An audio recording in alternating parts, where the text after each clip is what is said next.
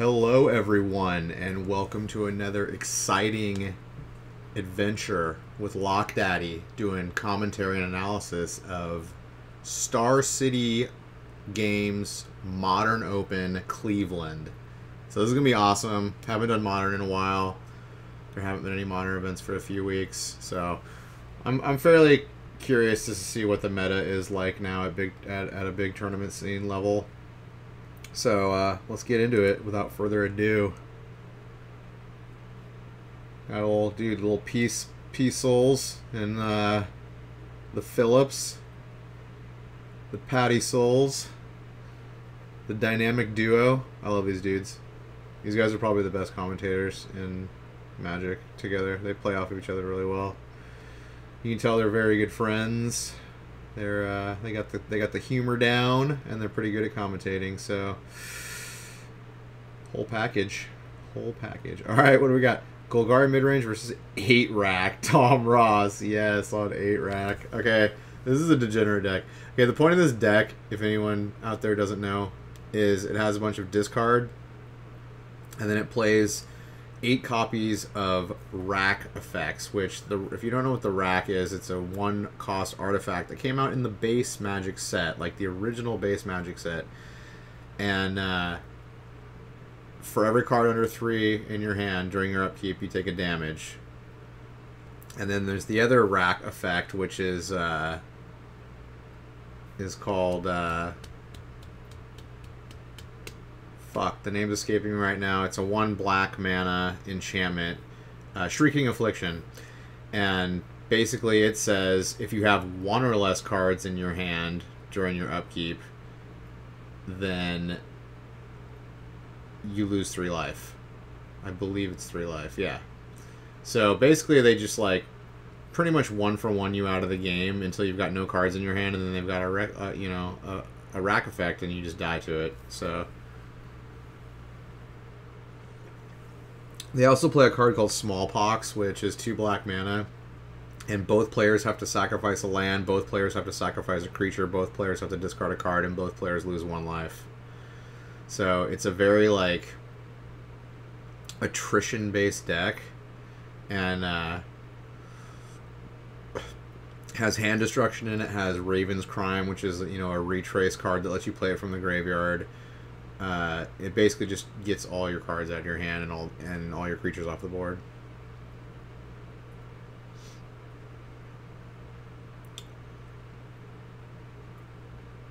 So now he's getting Inquisition back.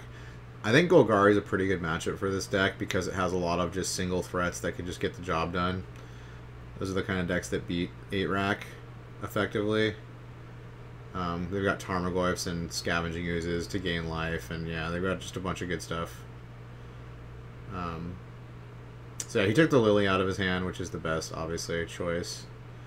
Because now all he's got is a Surgical and 2 racks, and the racks aren't going to finish him off as quickly as the Tarmogoyf and the Skews is going to finish him off. So Tom's in a bad place now.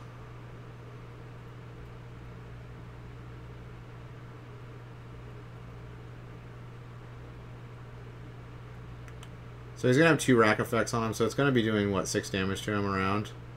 But I think that the 2 creatures are going to be enough to win it for him. Because he's got Scavenging Ooze, so he's going to be able to gain life.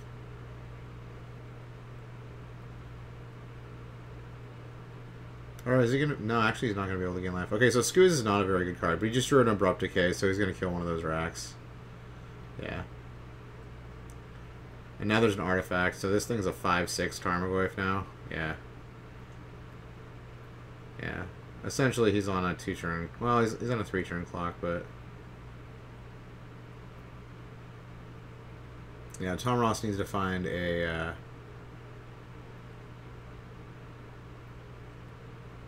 Oh, the rack affects both players, too, I believe. Shrieking Affliction, I think, only affects your opponent, but the rack, I believe, affects both players. Or maybe not.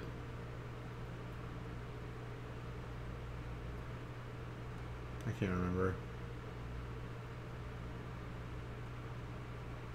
Oh yeah, he's got a man land too. Yeah, he's going for a lethal attack here. Treetop Village is so good.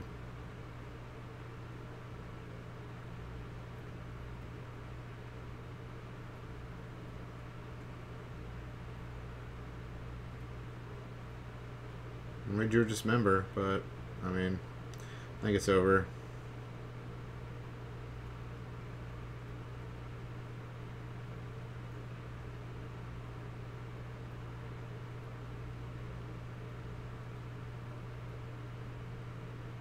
So he's got 2 more Goyfs in his hand. Yeah.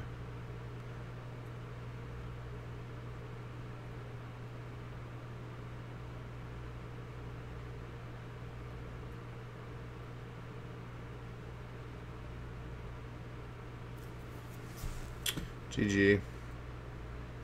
Yeah, not the best matchup for 8-rack. Alright, let's look at sideboards.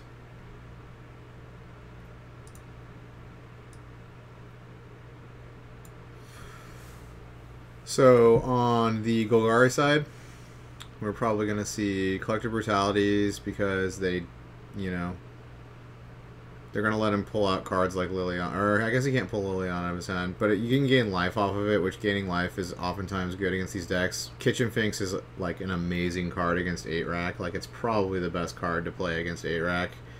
Because it's a recursion creature that gains you life, and you have to kill it twice. So, like, it's really, really good against 8-rack.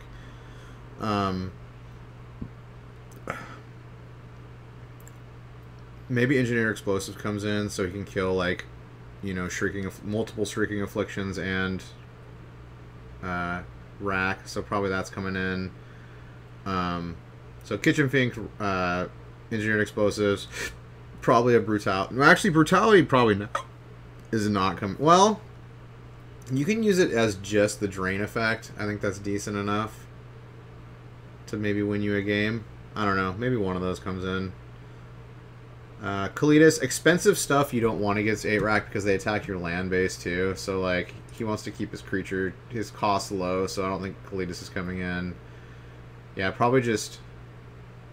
because his deck's already good against it. Probably just 1 Explosives, 1 Kitchen Finks, maybe 1 Collective Brutality. And then on the 8-rack side... Fatal Push is coming in. Oh, he's playing Death Shadow. Wow, he's got like a one-ofs, an all one-of. They both have like all one-ofs almost. Maybe Dark Confidant comes in. I can see Dark Confidant coming in. Fatal Push coming in. Ensnaring Bridge, actually. That's going to come in too. That's probably it. Maybe nil Spellbomb to target Tarmogoyfs, shrink them down, and maybe Death Shadow. Death Shadow seems like a good, you know, huge creature to block all those giant Tarmogoyfs and stuff. So that probably will come in too. It's an interesting sideboard. It's very interesting. All right, game 2. Let's go.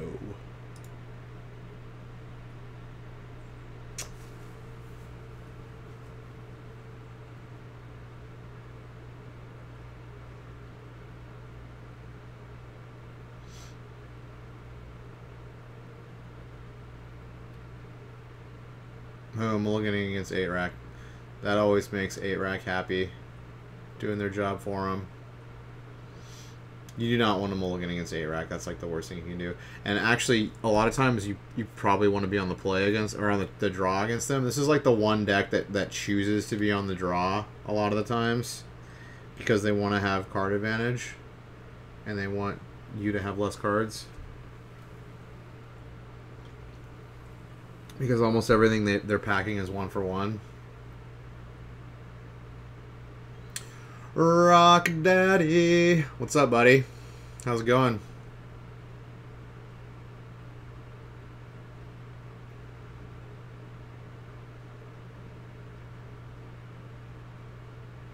Eating hot pizza. Nice. Sounds delish. Pizza is always delish. Let it cool down. Wait. Yeah, so Tom Ross chose to be on the draw. As this deck often does. Oh, he brought in... he's got a main deck That's a foreign version of that guy. I forgot the name of that guy. It's the guy that looks at the top 4 cards and you exile one of them and you can play it. 2 black, 2 colorless, and he's a 2/3 death touch.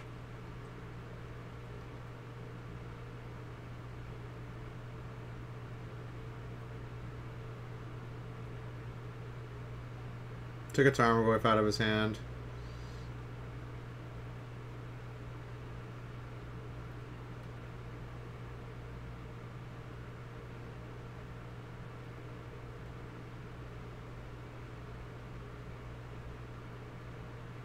Yeah, that was a standard staple. I totally forgot that guy's name. Who wrench mind. He's gonna make him discard 2 cards. Okay, this is looking real bad for the Golgari player.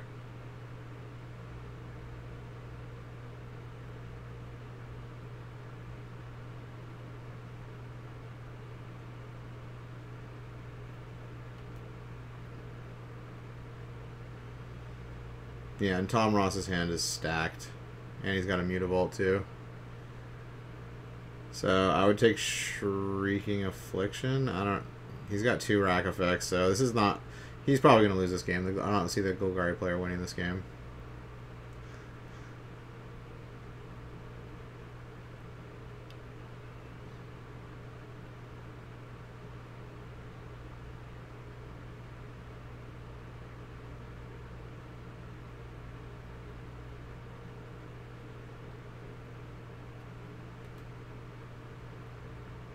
But he doesn't have any removal in his hand, so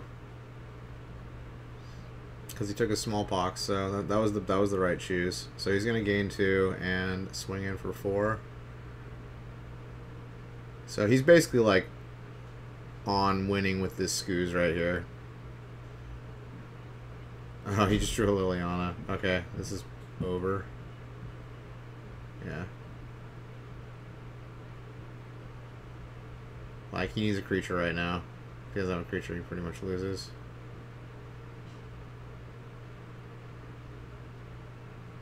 Yeah, Nil Spellbomb is kind of bad in this matchup. I would have boarded those out, maybe. I don't know. Yeah, now he's got Shrieking. So he's going to take, what, 6 damage now here?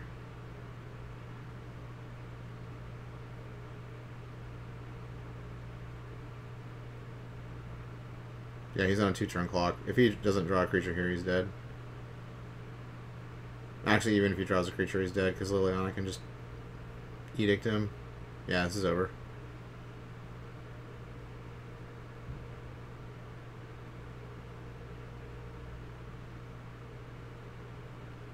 Oh, well, he drew Abrupt Decay. That was exactly what he needed.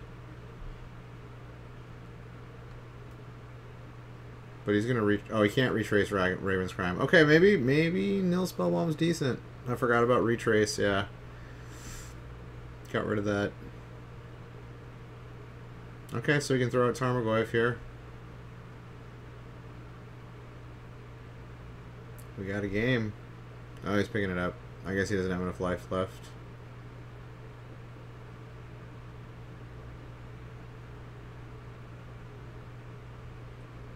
Yeah, he would have taken 5 and then 4. Yeah, he would have been killed in 2 turns by the rack effects. Although, maybe he didn't bring in explosives. Explosives would have saved him.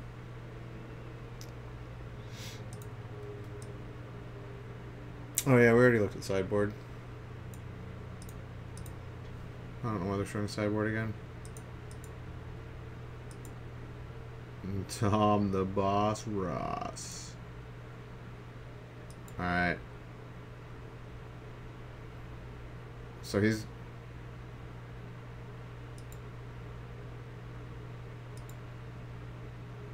Oh, he mulliganed again. Wow. It's terrible. That is actually terrible. He's got a Treetop Village as his first play.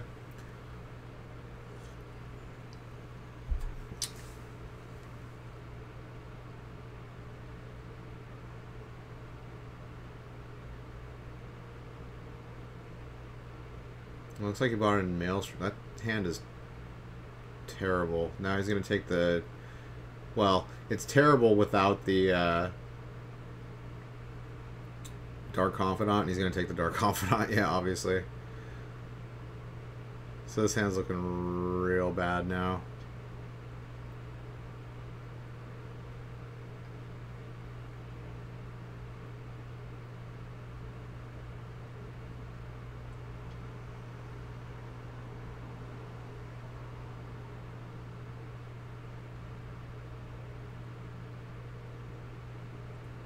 Oh, he drew Scoos. Okay, that was a good draw.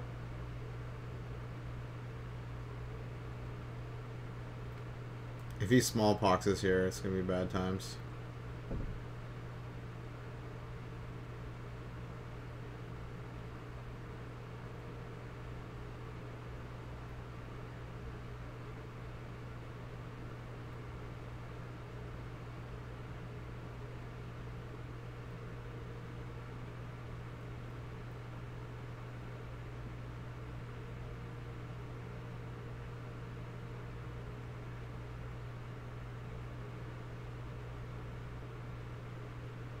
Oh, Fatal pushing the Treetop Village. Ouch.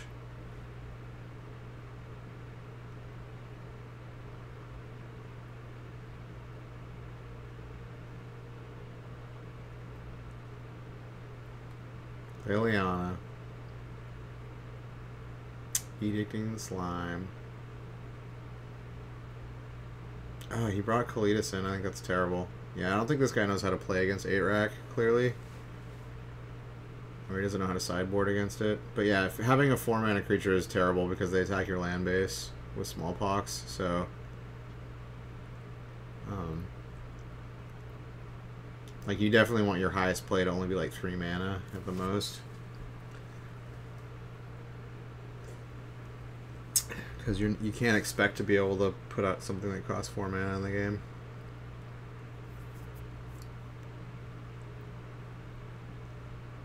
Unless you're playing like a control deck, like, I mean, control decks have like card advantage cards.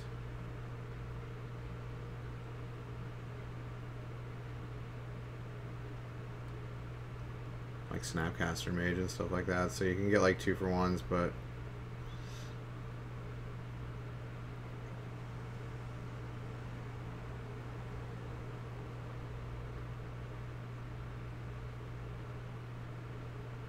alright, he Wrench Mind him. So Wrench Mind is discard 2 unless you discard a artifact. So he had an artifact to discard, so that's good. Got rid of the rack. So now he's just got 2 damage to turn off Mutavault, which is... So he slowed the clock down. He really needs to draw a creature here, although he's got another Liliana in hand, it looks like. Alright, he's just getting in for 2. Yeah, he's going to save the Liliana to come out if he plays a creature, so... We found a man land.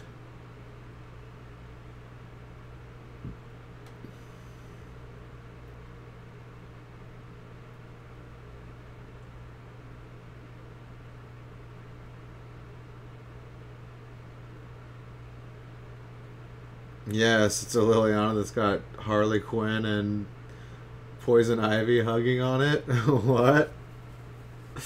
Yes. I wonder if that's the actual artist that did that. That's pretty cool.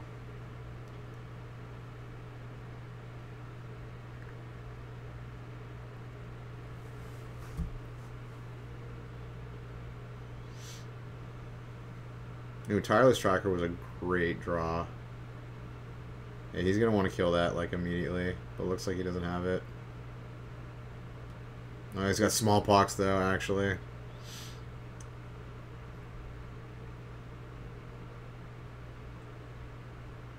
Okay, now it's looking real bad for the Golgari player. Yeah, he's going to take 3 from Shrieking Affliction.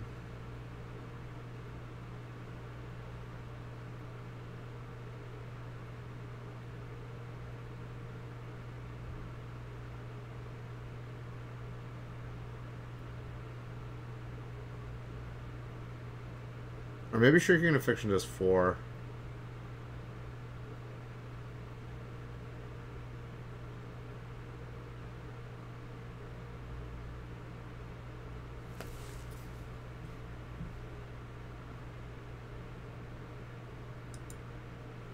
GG. Yeah, he mulliganed twice. I think that's the only reason why Tom Ross probably won those games. Mulliganing is like a huge, huge, huge disadvantage.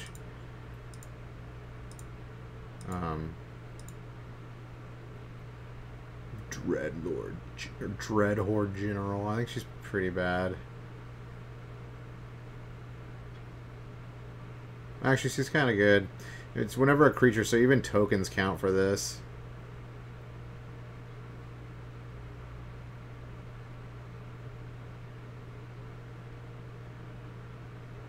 But she costs 6. I don't think she's good enough to play in like Eternal formats. If she were 5, she could maybe see play. 6 is too much though. 6 needs like immediate like board. You know. Oh, humans versus lantern control. Okay. Round 2. Here we go. Here we go.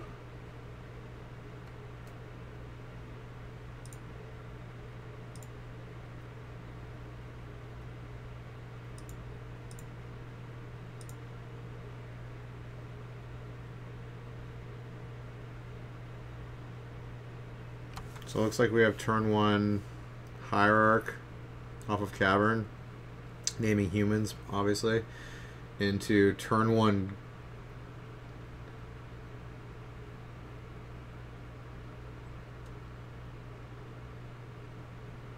Wait, what in the actual hell? Okay, he must have had the turn 1 then. Alright, let's see. Okay, yeah, the Lantern control player had turn 1. Alright, that makes sense.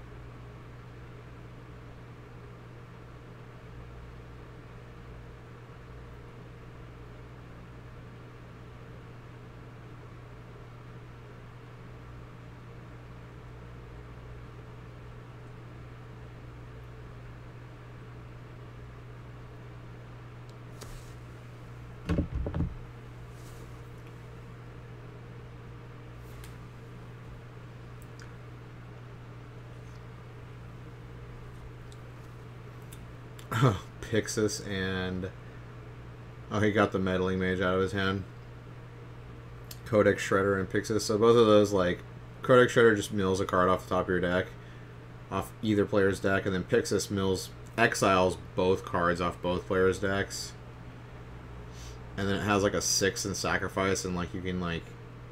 I can't remember what it does with those exiled cards. I think you can, like, shuffle them back into your deck, I think is what happens.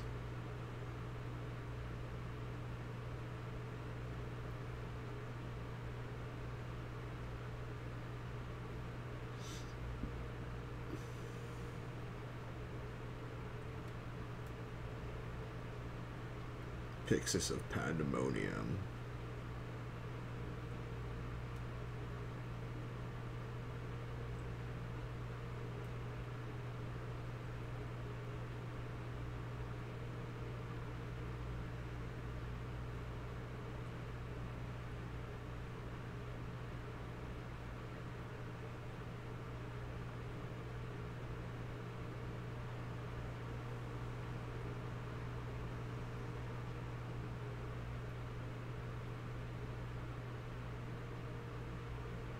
He got his Ensnaring Bridge out of his hand with his Freebooter. That's pretty good.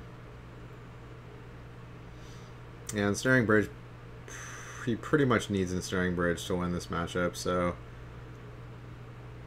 humans could easily just win right now. He needs to get another Ensnaring Bridge.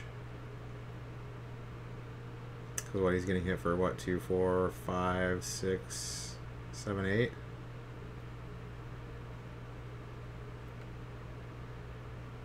Yeah, he's just dead, isn't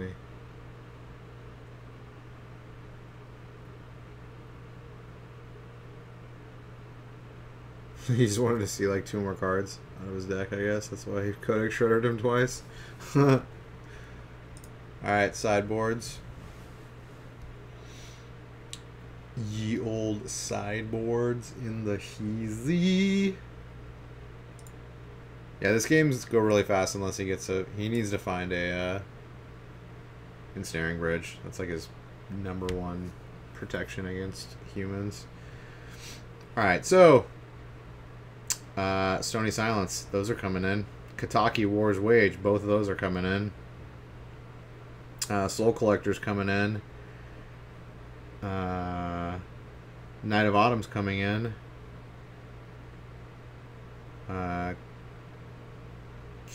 Is Campbell coming in? No. Neither is Sphere of Resistance.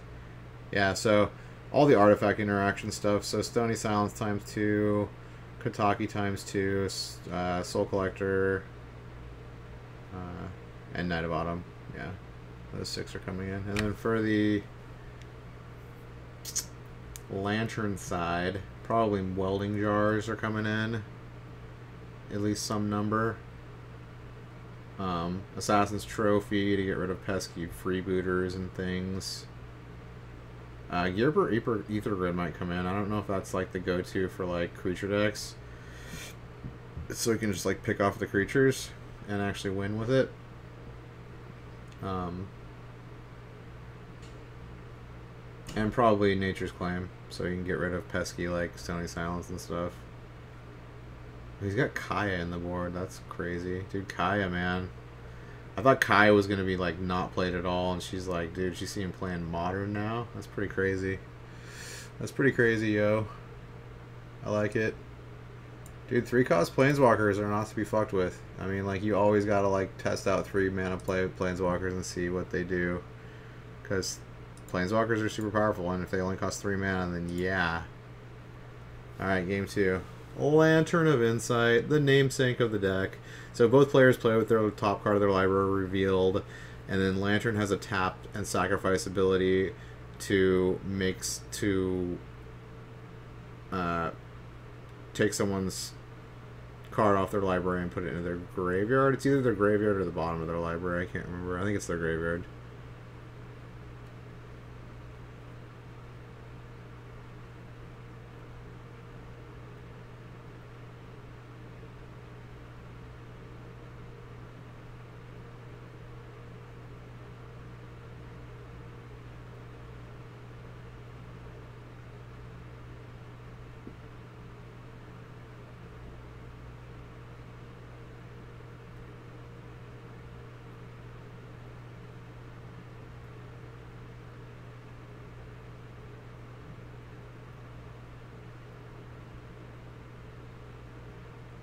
So I'm guessing he's going to sacrifice the Lantern and make it so Kataki goes away, because Kataki can make things real bad real quick. Okay, so he's going to get rid of Thalia, and then he's going to Lantern the Kataki away, I'm sure.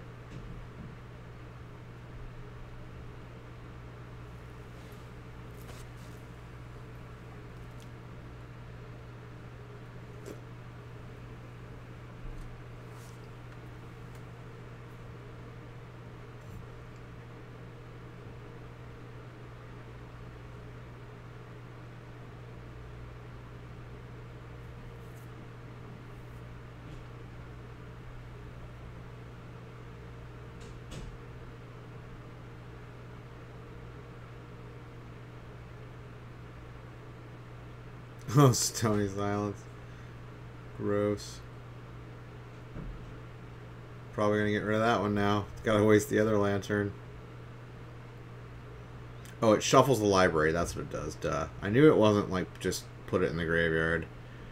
Yeah, so you sacrifice Lantern and they have to shuffle their library. So he basically doesn't want them to draw those artifact hate cards because they pretty much just shut the deck down. Especially Kataki, because Kataki puts an upkeep cost. I think he just drew a land. Oh no, he drew Rest in Peace. I don't know why he's playing Rest in Peace. Rest in Peace is not... Oh, I guess because they can get stuff back with Right, the land.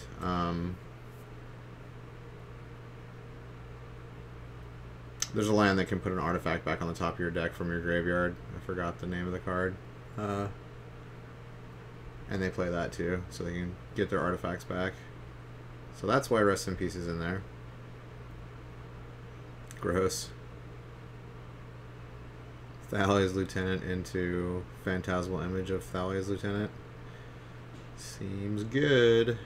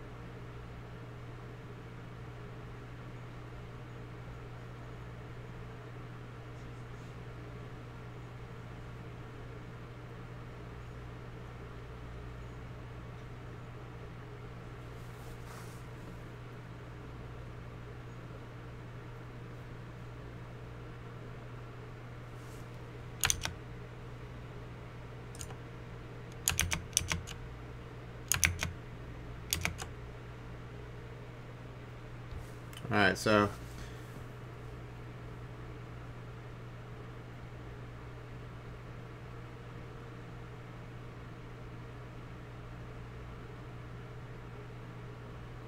yeah, he had nothing. He had to have like a ensnaring bridge to live there. Yeah. It's bad when you see a card you have to get rid of, sacrifice your lantern, and then sacrifice your second lantern. He really needed like a lantern and a Codex Shredder, and that would have been a lot better in that situation instead of 2 lanterns.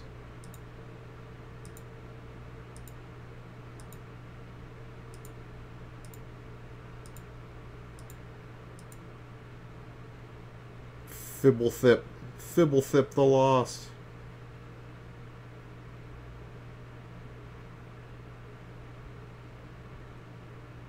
I kind of like Fibblethip.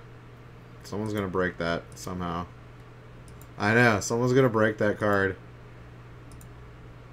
Someone's gonna figure out a way to like... you gotta put it in like a Coco deck, right? Like a Collected Company deck. Or, you know, with Quarter Calling.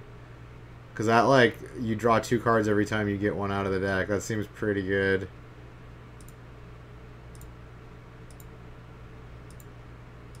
I mean, he is just a 1/1, like, with nothing. Ooh, we got a little Jerry T. Looks like Jerry T's doing commentating now. Okay, we got Golgari midrange versus Izzet Phoenix. Boom. Round 3.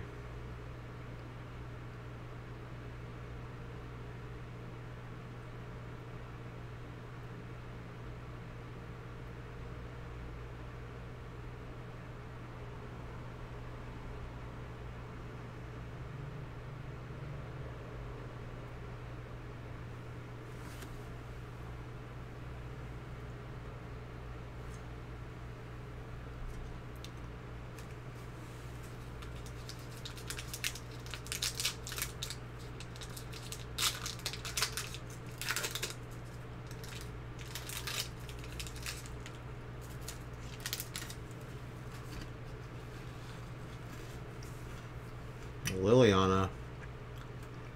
Edict effect.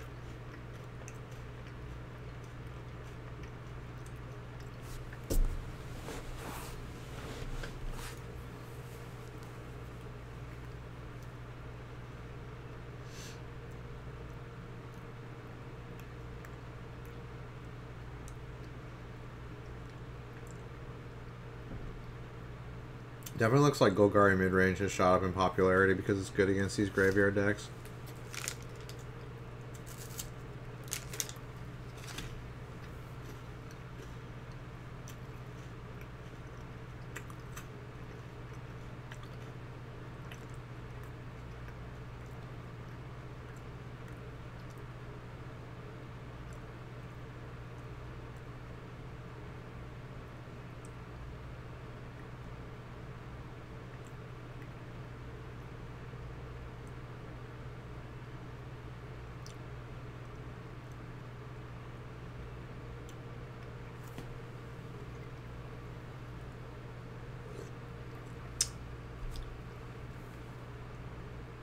Kalitas.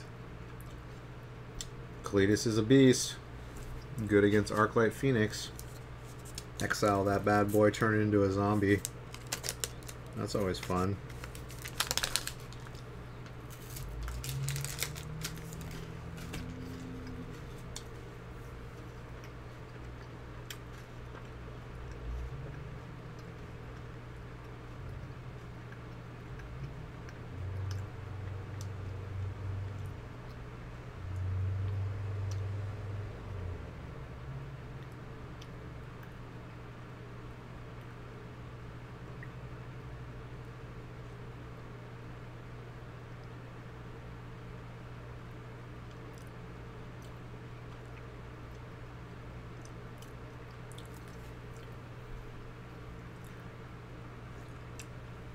The format's kind of turned into play Izzet Phoenix, or play Phoenix, a Phoenix deck, usually Izzet, or Dredge, or play a deck that can beat those two decks. Like, it's pretty much what the format's like right now. You still got like Tron players, because Tron can like beat these decks, but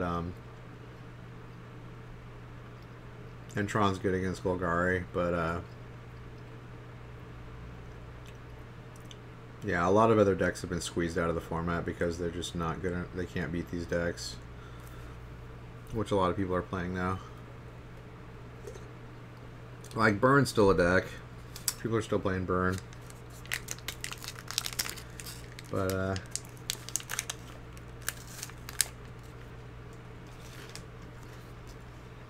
Infect's, like, gone.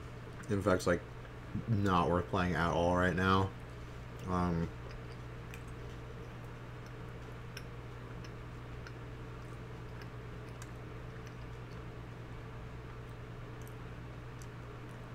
Dude, he just set Adrifted.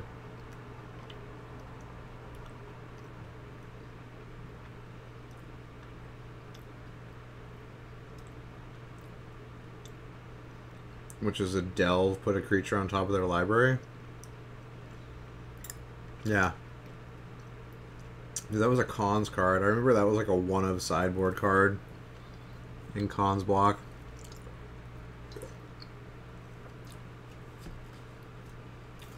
It's pretty powerful.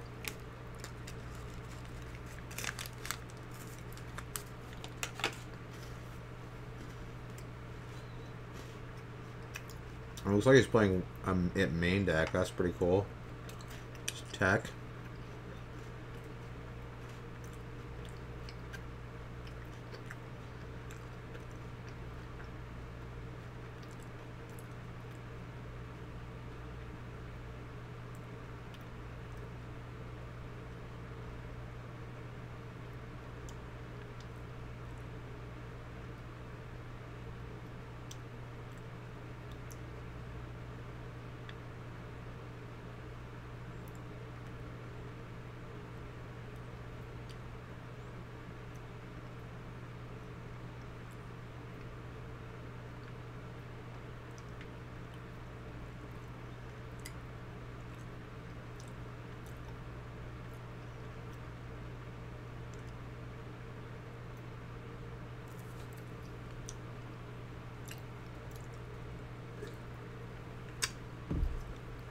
Up, and now he's got Pyromancers out and a Phoenix and just kills the Liliana. And he's got two Ops on the top of his deck, so if he has an Opt in his graveyard, that Pyromancer's Ascension's coming online next, and he does have an Opt in his graveyard. Gross. Yeah, Pyromancer's coming online. She really needs a way to kill that Pyromancer's Ascension, or this game might be over here. She needs like an Abrupt Decay or a Assassin's Trophy.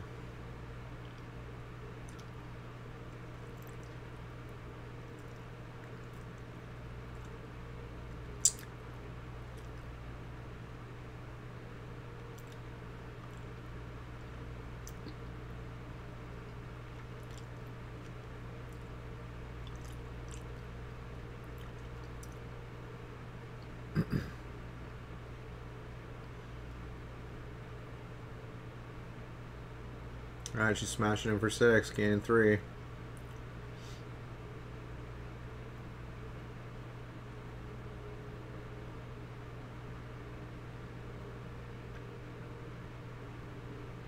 But yeah, he's putting it online right now. So disgusting. She's probably like, you're disgusting. You're actually disgusting. We had 2 ops. Scry to the top after playing Pyromancers and such shit. Yeah. With the 3rd opt in his graveyard already. Yeah. Seems pretty good. Delicious. Très bien.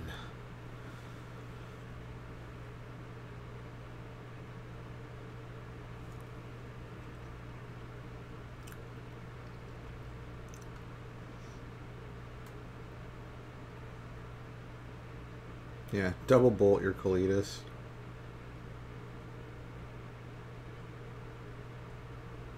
Yeah, she needs to get that Pyromancers out of here right now. Right now. That card is bonkers.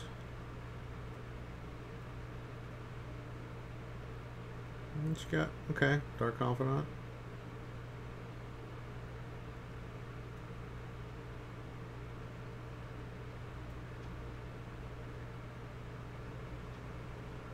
Ugh. Top X Manamorphose. Gross.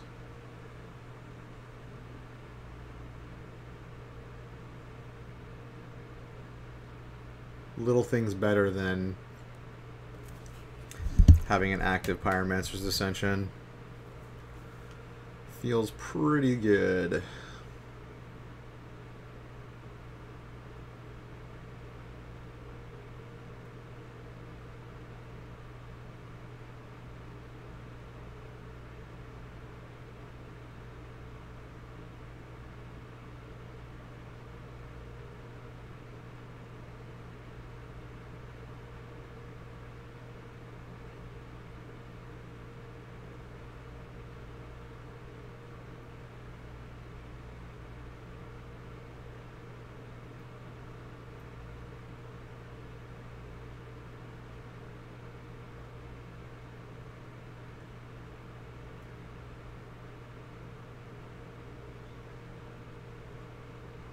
White border shock lines.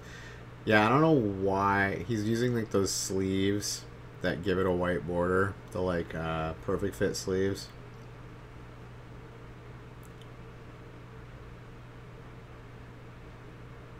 Yeah, I don't know why he's using it on like specific cards. It looks like he just randomly. It looks like he ran out of perfect fit sleeves and he only had some white border ones, so he threw those on. Because usually you only see those on like basic lands.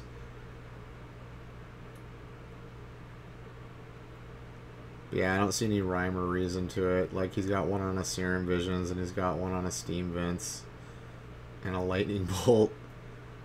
There's no real rhyme or reason to it. Probably just ran out of perfect fits.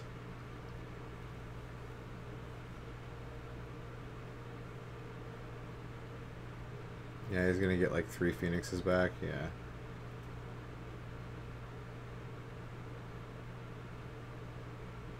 Nope, he has all 4 of them now.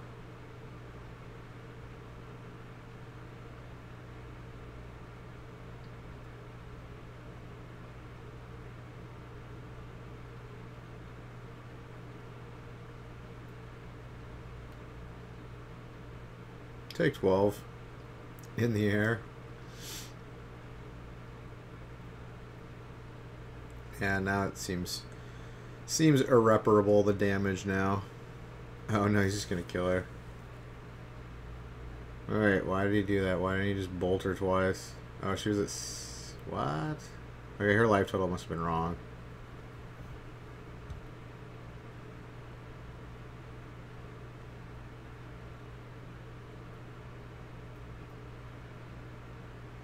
Dude, saved by the freaking Pyromancer's Ascension. He was pretty far behind until that got lit up.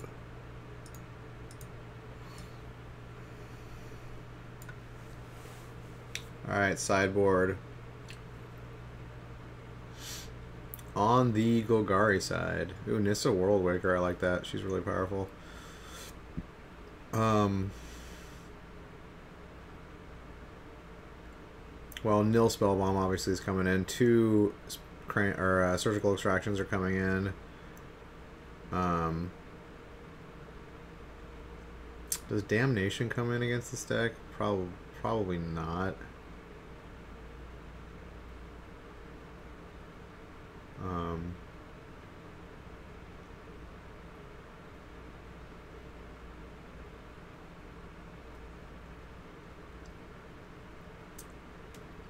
Yeah, probably just the nil spell bomb and the two surgicals. Yeah. Maybe engineered explosives. One of them comes in. Yeah, engineered explosives comes in definitely, so you can kill Pyromancer's Ascension. So yeah, maybe both of those come in actually. On the Phoenix side, Spell Snare is great. I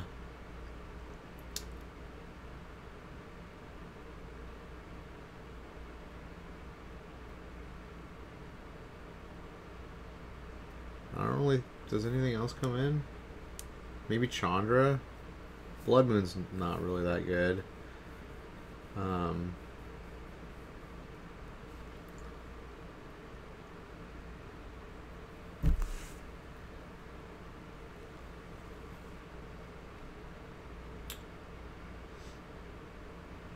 Yeah, probably just Spell Snare and Chandra, maybe?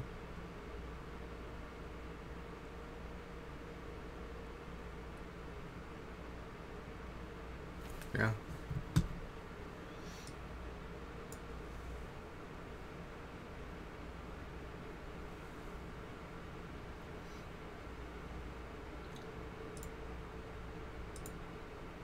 Game 2. Not a great start. Treetop Village. Did she mulligan? Yes, she did mulligan. That is no good.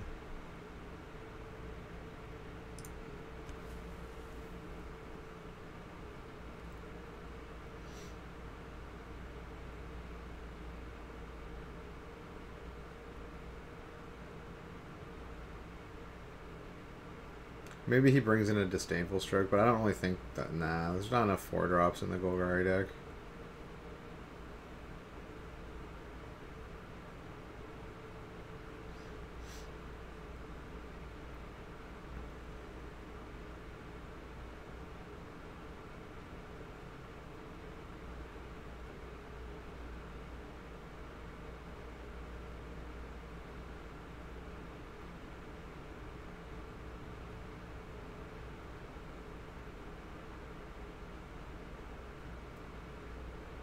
Who? Beacon Bolt.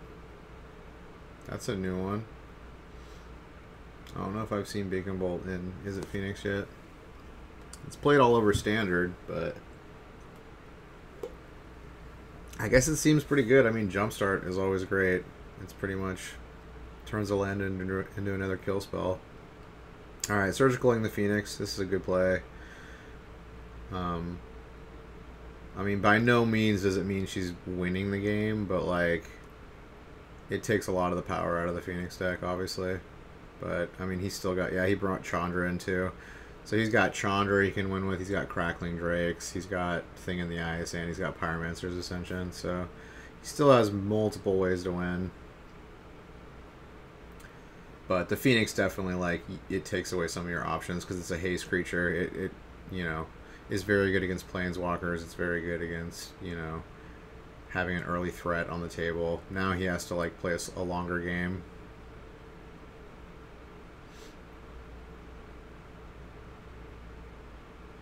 It looks like he boarded in a Braid, unless he's playing one main deck. Yeah, a Braid's okay in this matchup. I guess it kills Dark Confidant and Scoos.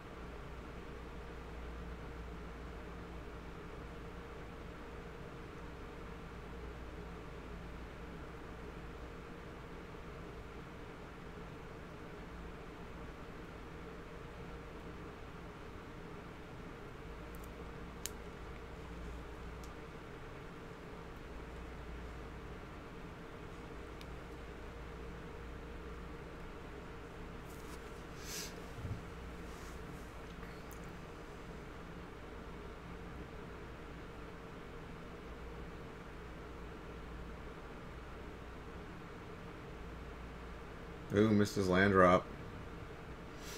2 lands, no bueno. She has a little window of opportunity here to get some play in. She really needs like a fatty Tarmogoyf. Tyler's Tracker's not going to do it. The thing's going to get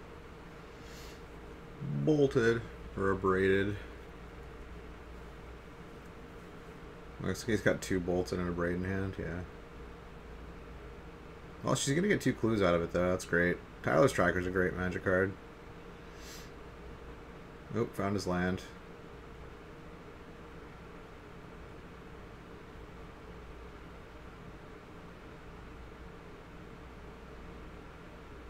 So he's definitely going to want to get rid of this Tireless Tracker. Probably going to bolt it and then opt.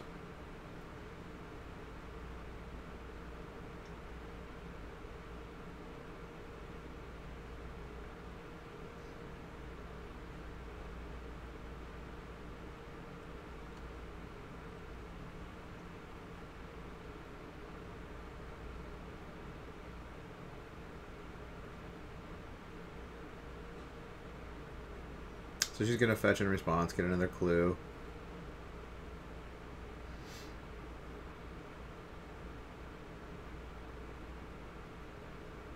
I really like the Golgari deck.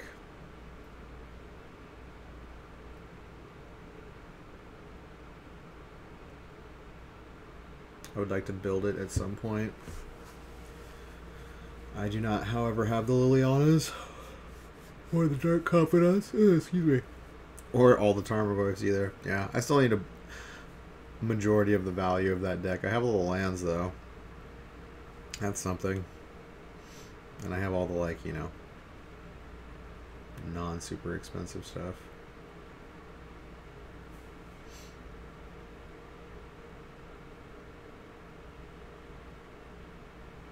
Inquisition. Let's see what you're working with, buddy.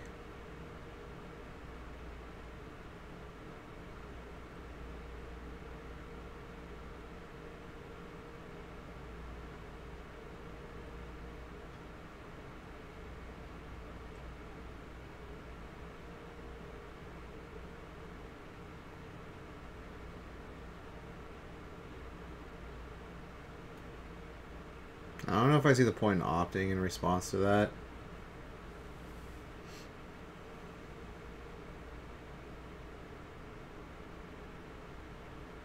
Maybe he thought she was going to take the option, which she might very well have. I guess it's better than taking a Braid or Lightning Bolt.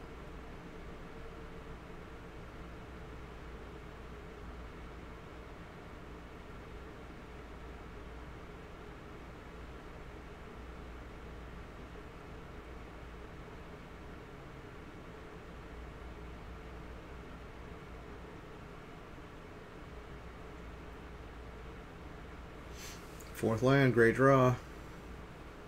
Throws out Crackle McDrake. Ooh, she drew Liliana though. Which is gonna get bolted, but still. You gotta get rid of that Drake. Thing's gonna be a beast.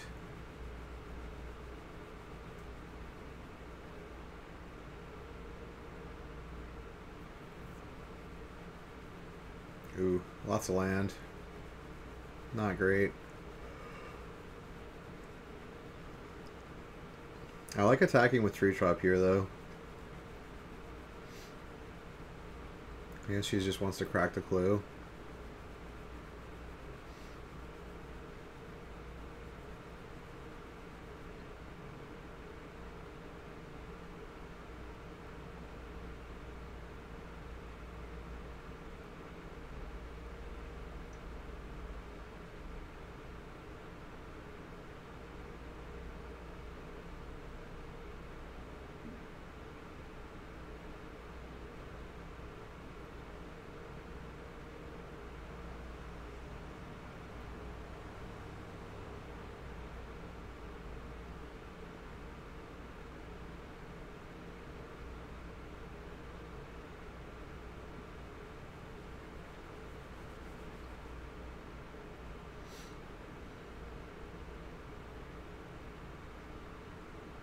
So he's going to bolt her during the draw step.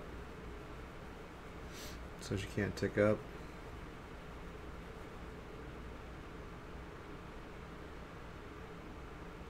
Thoughtseize.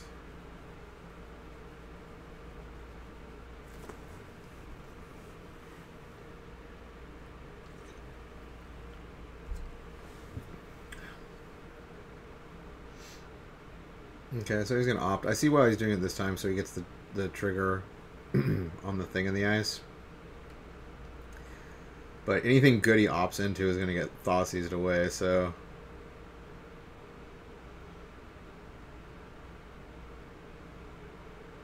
Yeah, probably gonna take the thing in the ice. Depending on her hand, but. Oh, he's gonna take the lightning axe, okay. Maybe she's got something. A little something, something. A little Mr. Scoos.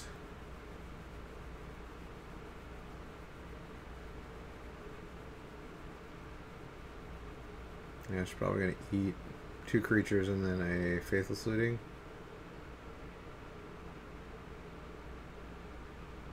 Oh, wait, no. Yeah, he's got it. She's got to eat.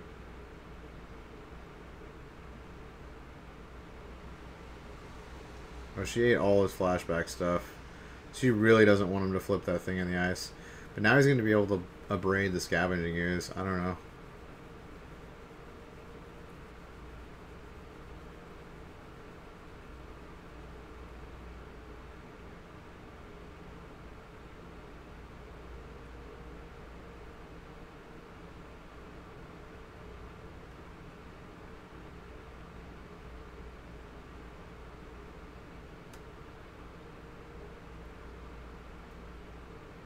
Ooh, Damnation. Wow. What a top deck. Okay, so she did board in Damnation. I was wondering if that's probably a pretty good card against Phoenix. Especially when you're working with, like, you know, a bunch of surgicals and stuff and graveyard hate. That was perfect. Wow. Now he's got nothing but 2 lands. Impressive. I like it. Impressive.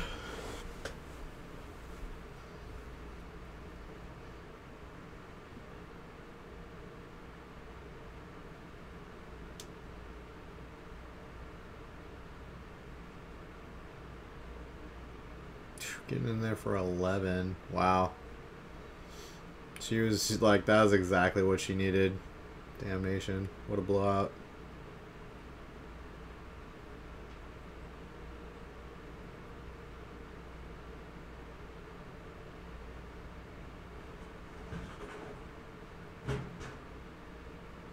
GG. Only drew lands. Alright, game 3. We got a match on our hands. We got a match.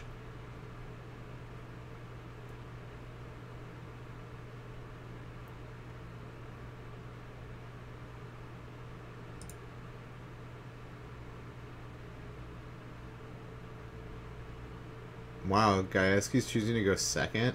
Wow. That is some craziness right there. I've never seen an Izzet Phoenix player choose to go second. I mean, it is against a deck that plays card, you know, hand destruction and stuff, but that's risky. That is ballsy. Like, I don't know what to say. Historically, there's really, like, no decks that... There's very, very few decks that want to go second, like 8-Rack being one of them.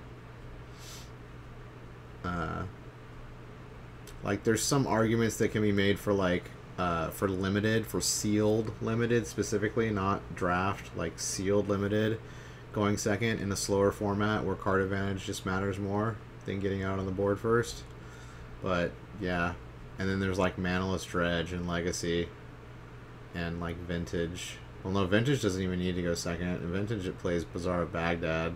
So, yeah, like, Manaless Dredge and Legacy. That's, like, another deck that wants to go second. But, yeah. That is not the norm.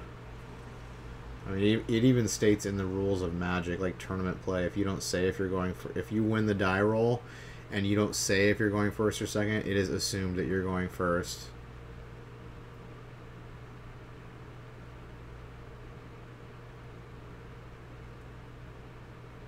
Like if you look at your cards, because you're supposed to say if you go first or second before you look at your cards.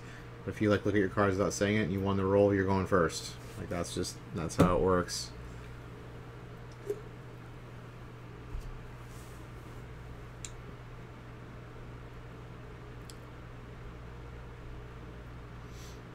Ooh, she's got the fatal push. She's got a real strong hand.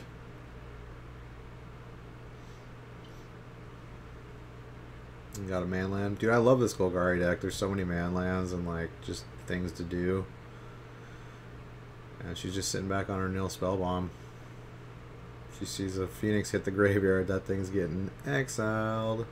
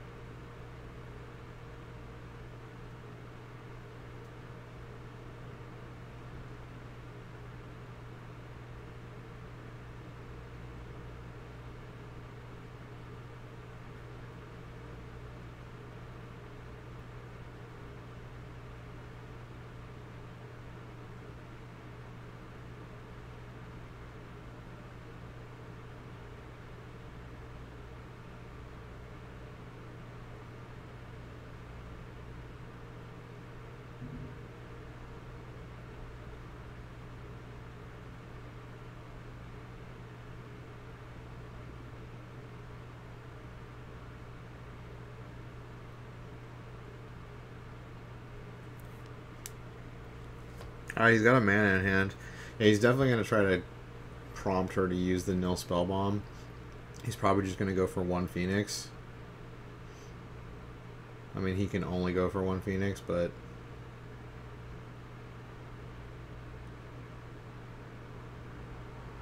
Or does he even have a way to discard it? Does he have a Faithless Looting? He does not.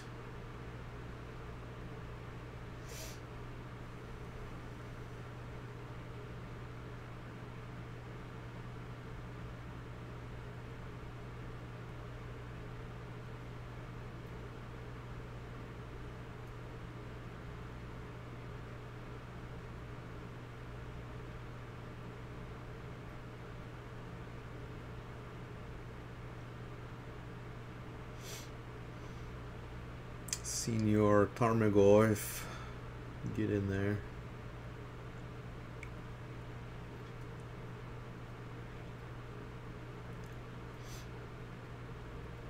Well, maybe she have anything else left in her hand? I guess she doesn't really need to do anything or play anything.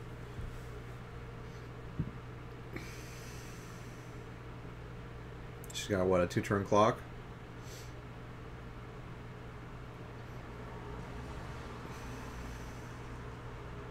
Alright, he got land number 4. Oh, Beacon Bolt. That'll play.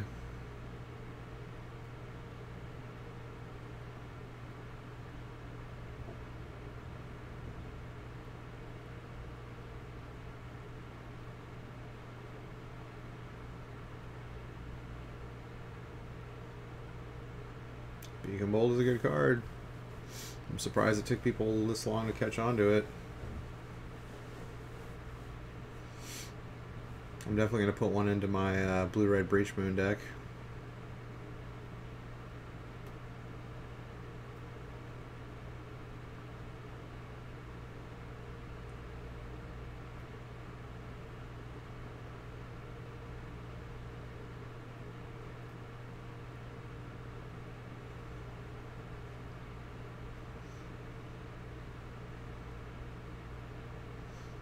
Liliana's great.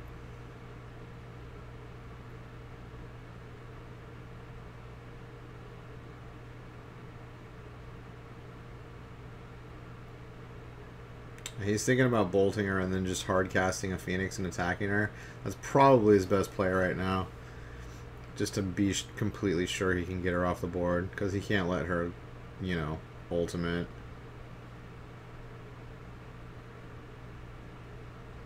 Or just like take over the game by making him discard everything.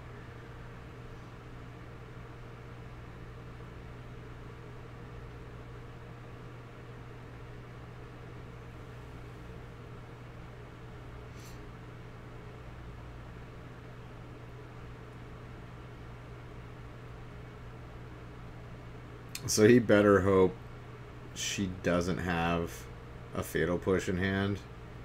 Okay, she doesn't. If she had a Fatal Push, she could have cracked the Nil Spellbomb and Fatal Push the Arclight Phoenix. And that would have been very, very nice.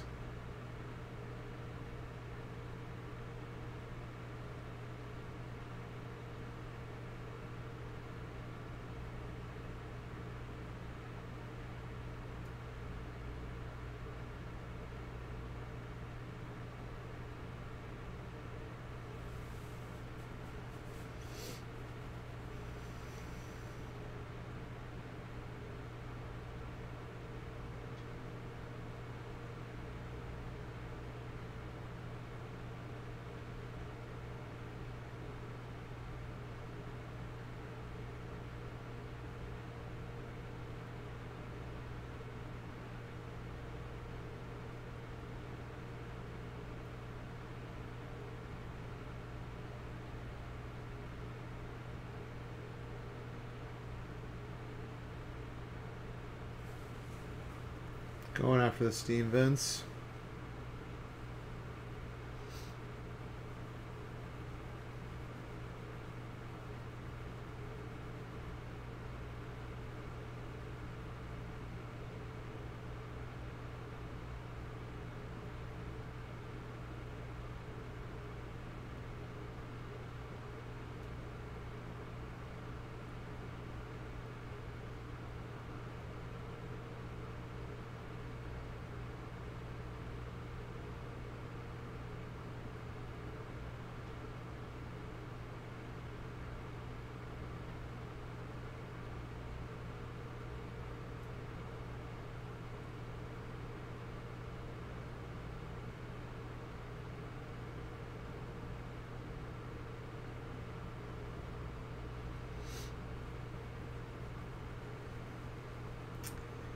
So what does he say? Oh, he brought in his Cryptic Command, his one-of Cryptic Command. That's very nice. So he's got Cryptic Thing in the Ice and Faithless Looting.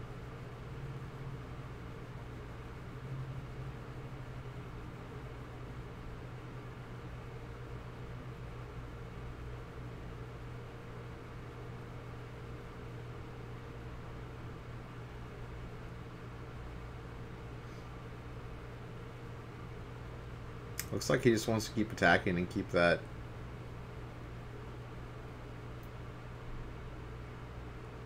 Oh no, that was end step. Okay.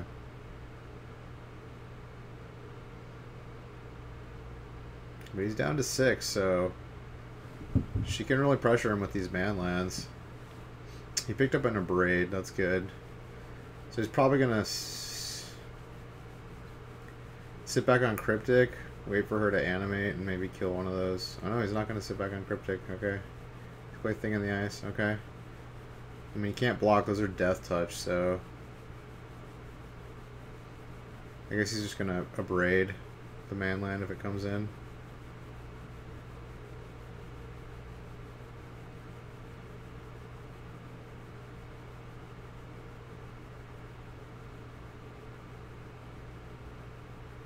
Ooh, Assassin's Trophy.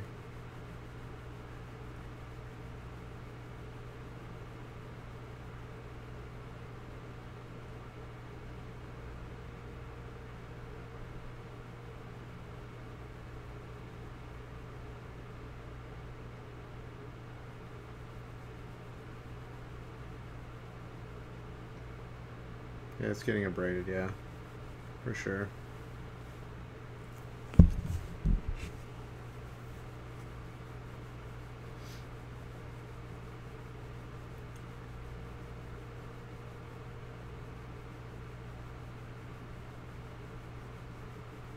She's holding tough with that nil spell bomb.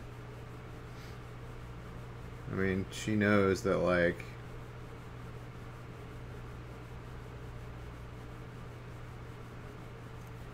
she just needs to apply a little bit of pressure and just, like, stay the course, because she's winning the race.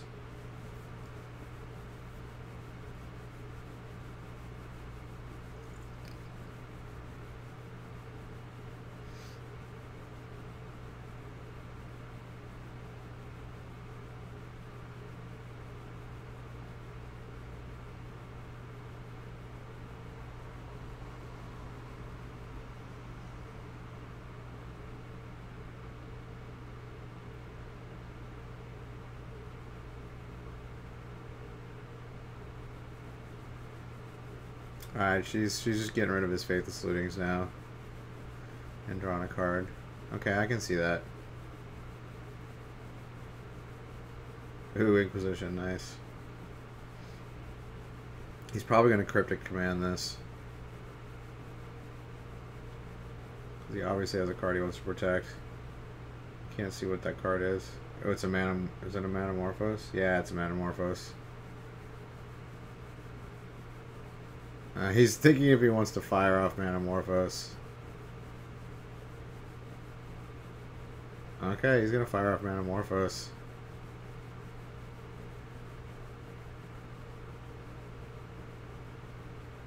Oh, lucky. Lucky, lucky, lucky. Draws another 4-cross card, which cannot be hit by Inquisition.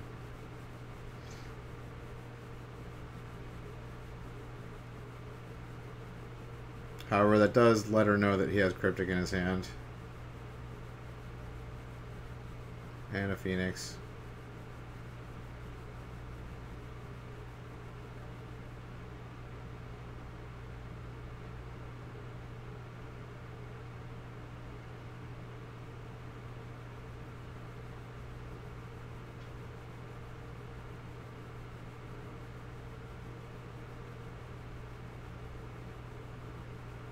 He just bounced her Hissing Quagmire. Wow. And drew a card. Okay.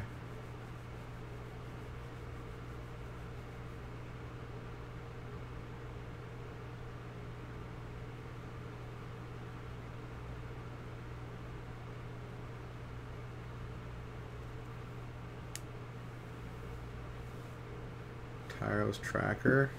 Land. Okay. This is gonna be a close one. This is gonna be a close one.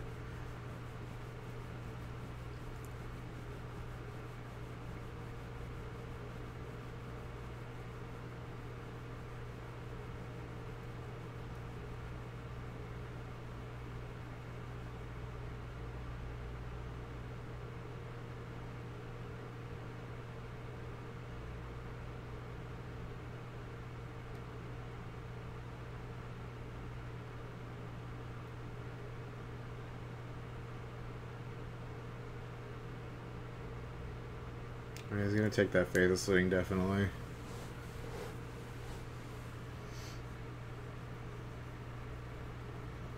So he's gonna opt. Get the Faithless Looting. Oh no, he's gonna Manamorphose first, okay. Yeah, that's probably better.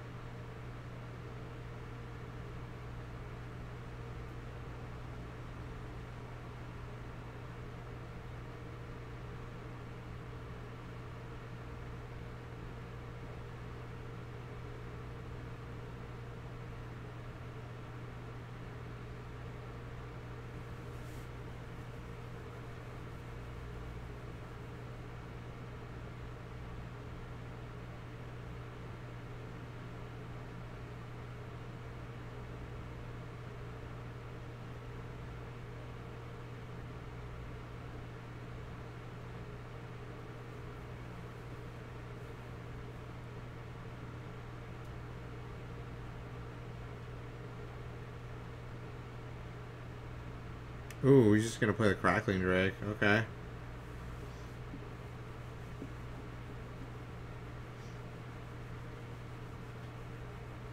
So he's basically saying remove my Crackling Drake or die. He wanted a faster clock. Although the same, I mean, it would have been the same outcome if he played the second Phoenix and attacked with both. Oh, he's like super afraid. He doesn't want to die. He's only at 6 life. And she does have a clue and a bunch of mana, so... And 2 cards in hand. Yeah, he's playing super defensively. This is a good game. This is a good game of Magic.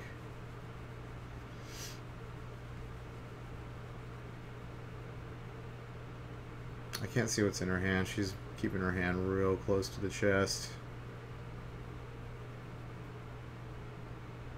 Okay, looks like a land and something else.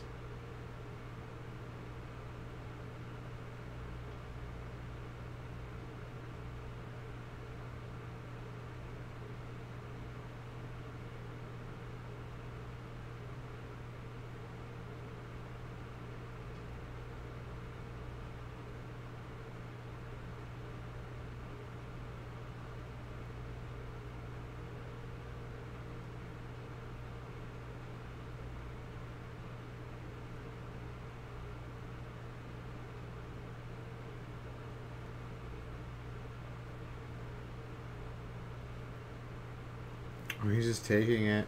Wow.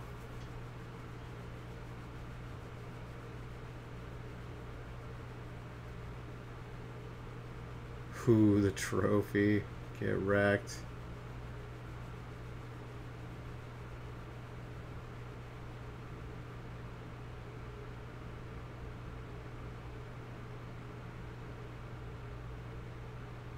That seemed a little bit dangerous. I don't know why she didn't trophy before the attack.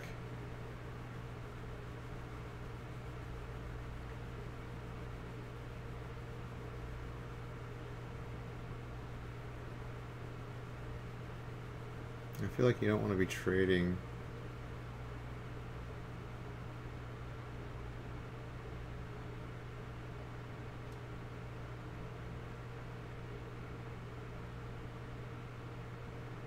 Cool.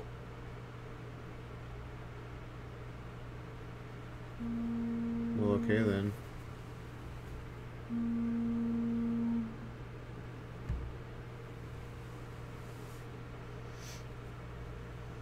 Oh, he drew the looting. Gross. He needs to pull some serious, like, magic out of his bag of tricks.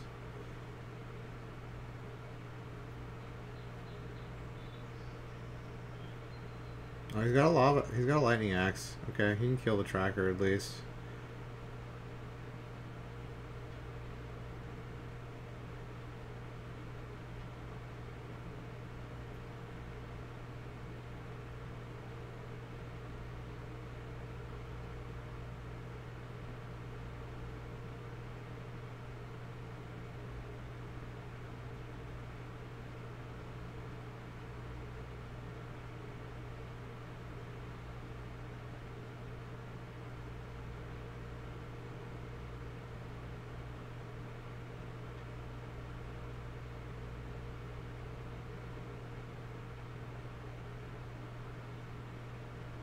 Yeah, I don't think she should have fatal pushed the Phoenix. I think that was kind of a bad play.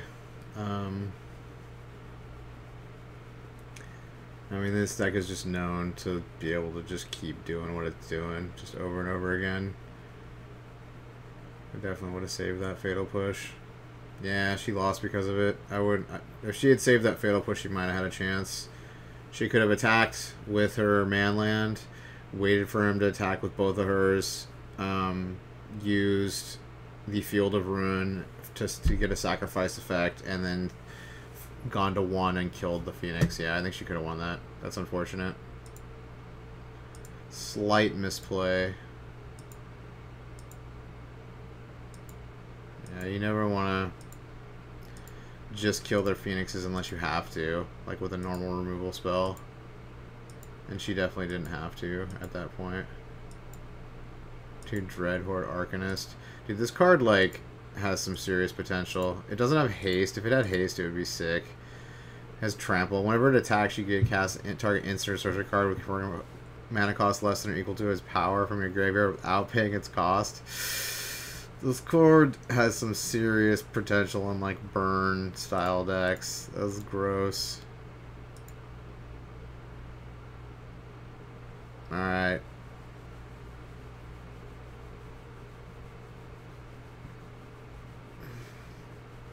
I mean, what is going on here? They're like sideboarding or something?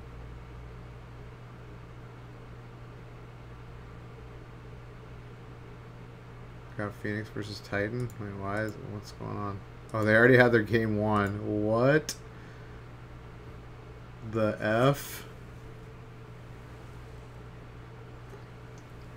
Okay, this has to be the Titan player winning. Yeah, okay, he's got 2 amulets out. Azusa. This is turn 2. Oh my god. Turn 2 Titan. Actually disgusting.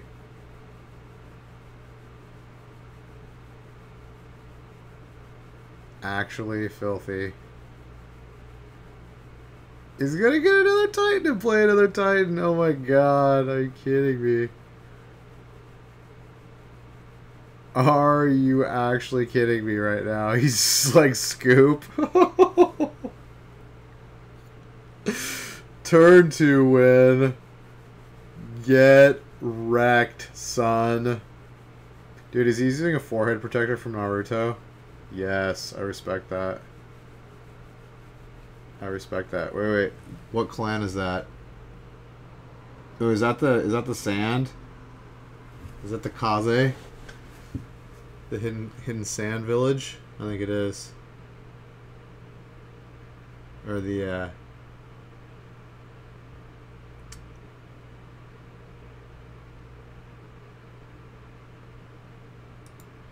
Alright, are they gonna show the sideboard? Okay.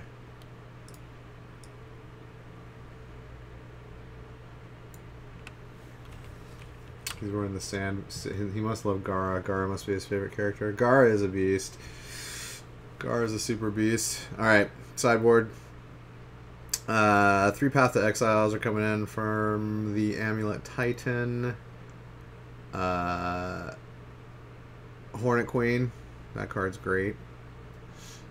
Celestial Purge. That's coming in. And probably like explosives or two. And then on the Phoenix side, dude, everyone's running Beacon Bolts now. Everyone's like, oh, Beacon Bolt's good. Yeah. On the Phoenix side, a Braid's coming in. 2 Disdainful Strokes are coming in. And that's probably it. The Beacon Bolts are not good enough because, like, really once the Titan's out, you're already in really bad shape. So killing the Titan's not the actual issue, especially at sorcery speed. That's just no good. All right, game 2. We got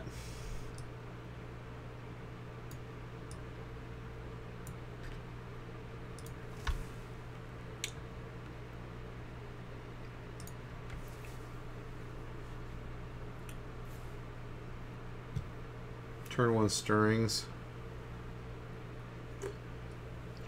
After turn 1 nothing. What did he grab with that Stirrings?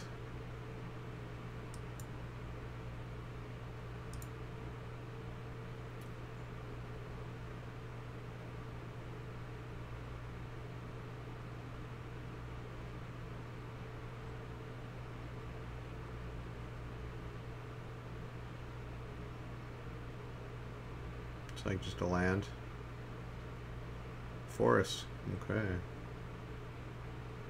Alright, we'll speed it back up. A little Thought Scour action. End step.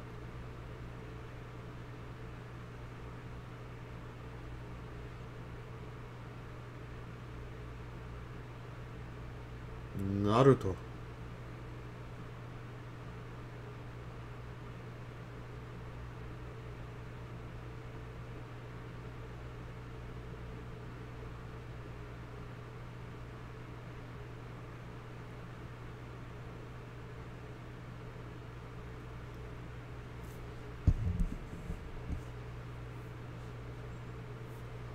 Alright, we got Amulet online. He must have just drawn that. Nice top deck. Yeah, so he's using the good Serum Visions. I love that. The Phyrexian Serum Visions.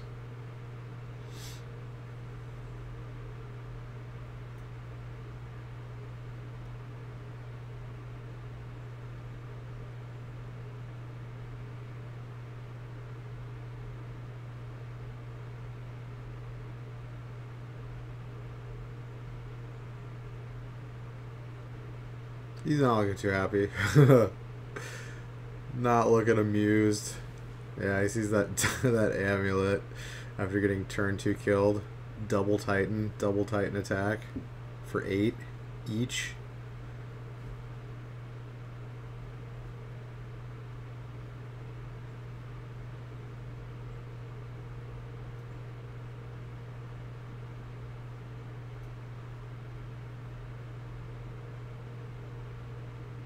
Oh my god.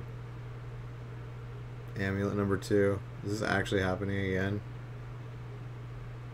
Okay, spell piercing the, that's good.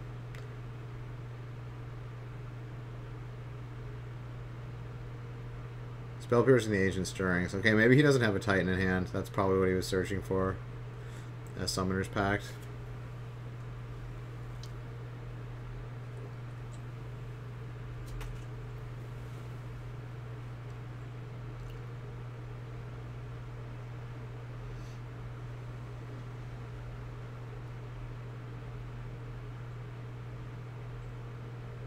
I'll add 4 mana to my mana pool. Seems good. 5, 6. Oh, I guess we do have a Titan.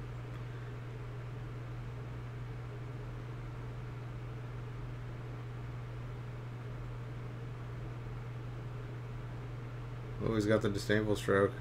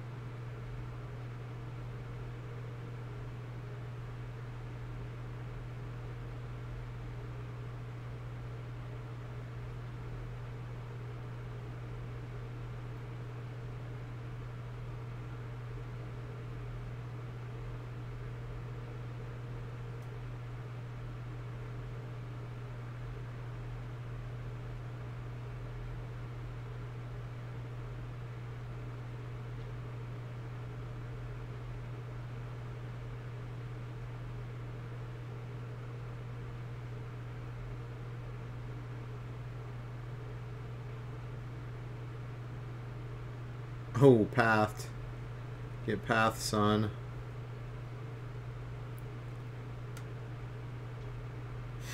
A non-foil, non-promo Disdainful Stroke. You're going to be sick. Hey, I don't use foils, man. I'm actually a non-foil player. I don't like any of my cards to be foiled. So I use the non-foil Disdainful Strokes too. I actually really like the new Disdainful Stroke, the artwork for it. He's like cutting a scroll in half. That's badass. I like that.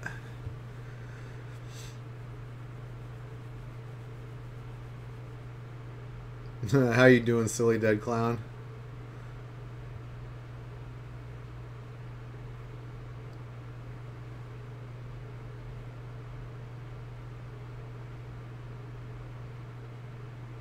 This is the end of our internet friendship. No. Yeah, I'm the guy that likes the the new full art lightning bolts, but the non-foil version. I have one already. I need to get 3 more. You get them from the side events at Magic Fest, and the main event you get the foil version. But yeah, I love full art cards. I just don't like, you know, the foil. You'll be in the Bob Ross channel. Oh shit, he just played Hive Mind. Wow.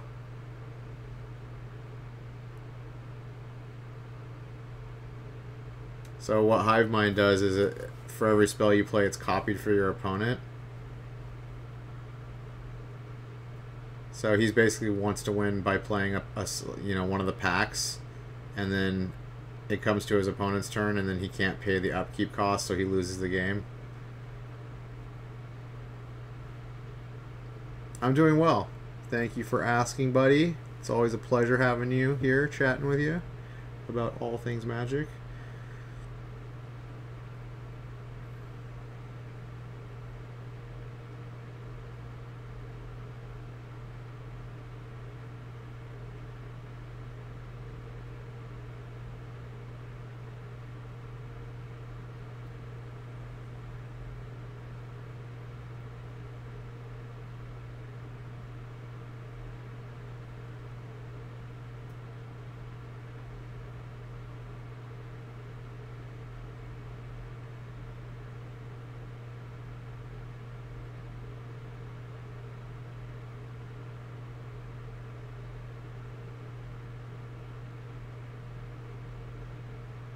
Alright, he just wins here. He's gonna transmute Teleria West, go get a Summoner's Pact, cast Summoner's Pact, and then he's not gonna be able to pay the upkeep cost, so he's gonna lose.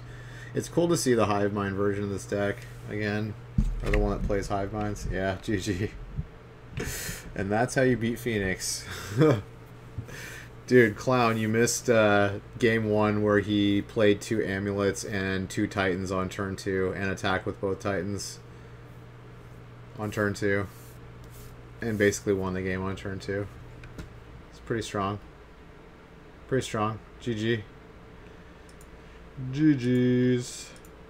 Maybe we have some fast matches. Some super fast matches.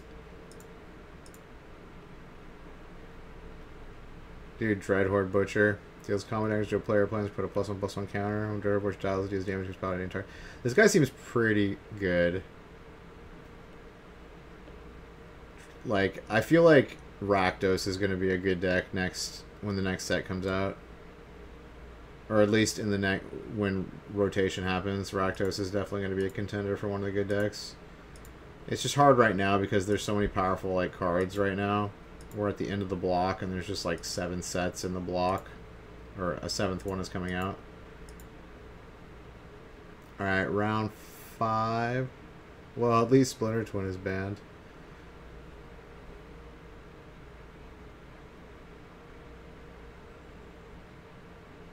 What? Splinter Twin's been banned forever. What are you talking about? Oh, how the rotations work? It basically goes to like 7 sets. And then when the 8th set comes out, or no. So we have Ixalan, both Ixalan sets, Dominaria, M19. Yeah, when the 8th set comes out, the 4 sets drop off from that. So basically you're reset back to 4 sets. Oh, thank God it's... Yeah, thank God yeah, it's not very easy to win on turn 2, though. You have to have, like, double Amulet. You have to have double Amulet and, you know, Titan, a bounce land, and, like, a normal land. Like, you have to have that exact hand to, like, turn 2 win.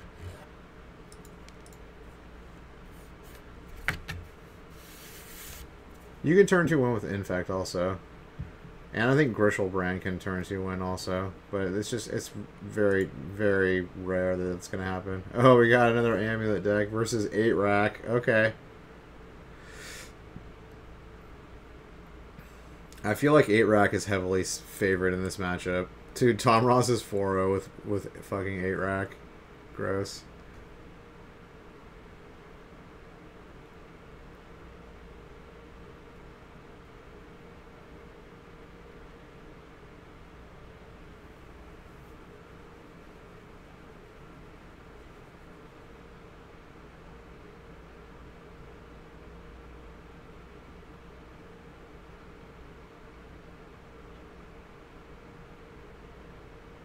Yeah, I'm not sure, like, Amulet Titan can even beat this deck.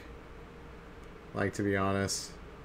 Because they have to play, like, Titans, which cost 6. So, like, if he, like... Yeah, I feel like you need really good hands to beat 8 rack. With Amulet Titan.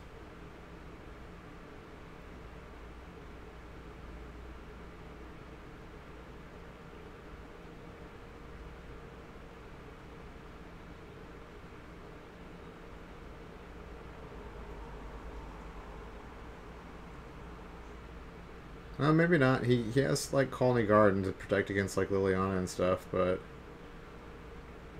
I guess.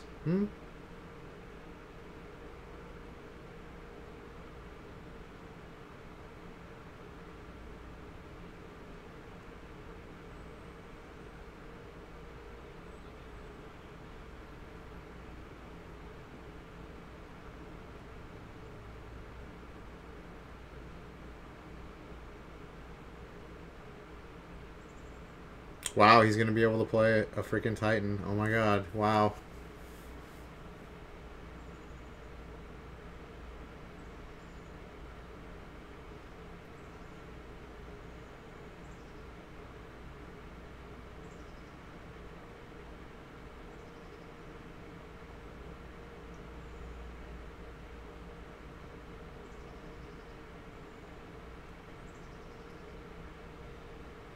Okay, he's got Titan online. Okay, never mind. I guess that can beat 8 rack. I thought for sure he was gonna play. Oh, I guess he didn't have another black to retrace the Raven's Crime. Although I guess it wouldn't have mattered because he would have been able to instant speed put it into play with the Sakura Tri-Boulder. Yeah, he's just gonna scoop. GG. Hashtag free win. Yeah.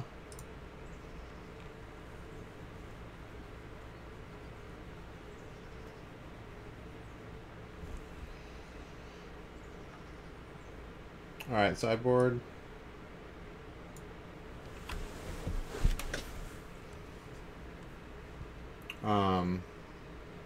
What's coming in on the Amulet Titan side?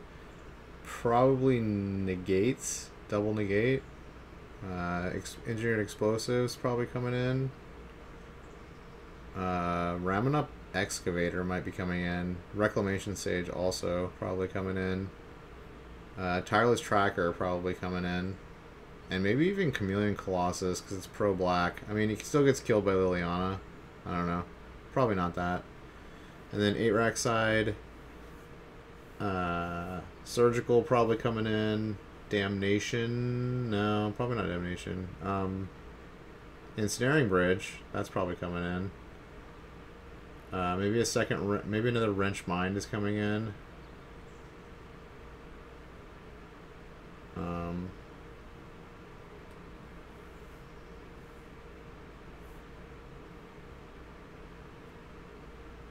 Maybe Dark Confidant. He doesn't have a lot of stuff to deal with what Amulet Titan's doing. I mean, I feel like his deck is already like good against Amulet Titan. Does Tom Ross's list run the Wish card? I haven't seen it yet, so I don't know.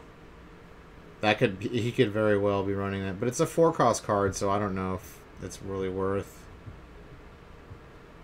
Because a lot of times, you know, because they play Smallpox, so like Smallpox reduces your land on both sides, so you typically don't want to be running like 4-cost cards in these decks. Alright, game 2.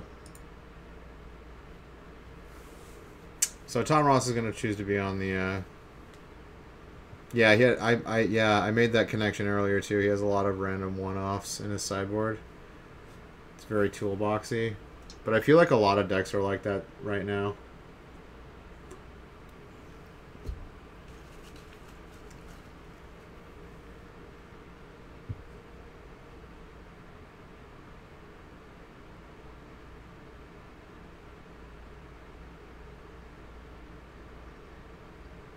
Oh, did he mulligan to 5? Gross. I cannot see him winning this game. Oh, wait. Okay, he mulled to 6.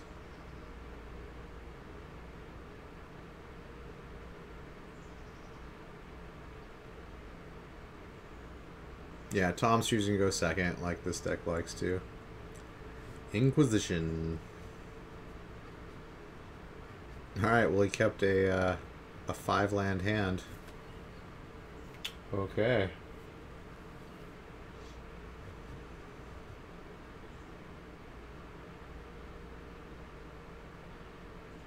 Yeah, Smallpox is especially strong against this deck too because they have the 2-for-1, the 2-for lands, the bounce lands. So if they lose one of those to he should definitely not play a bounce land. Yeah, okay, so he's not going to.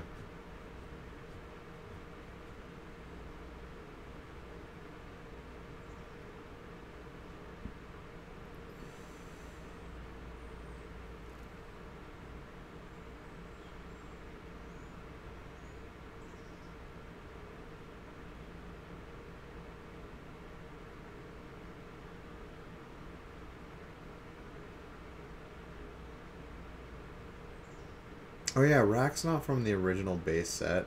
Black Vice is from the original base set. Rack is from Antiquities. I totally forgot.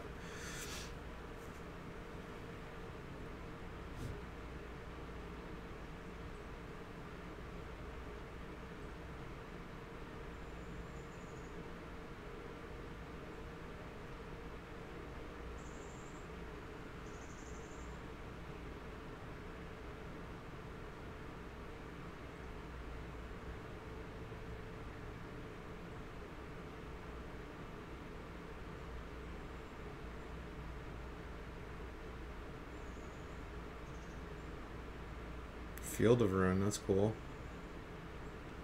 Got his growth chamber with Field of Ruin. Seems good.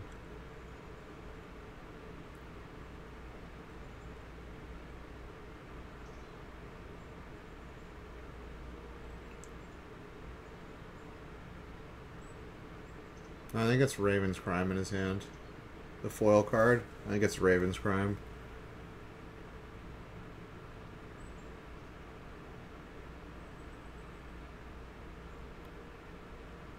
Yeah.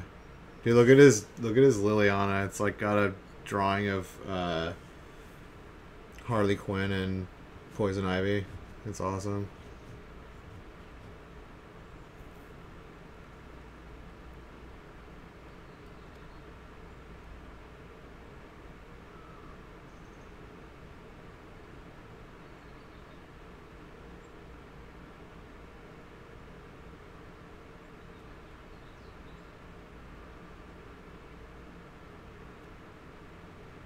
Alright, he's facing down Liliana now. This is not looking good.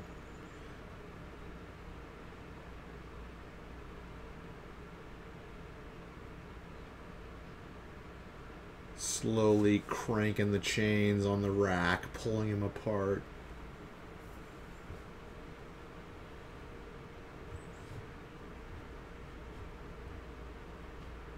If you were ever to alter a deck with a girl or a woman, you'd just go for the same actress on every card. What actress?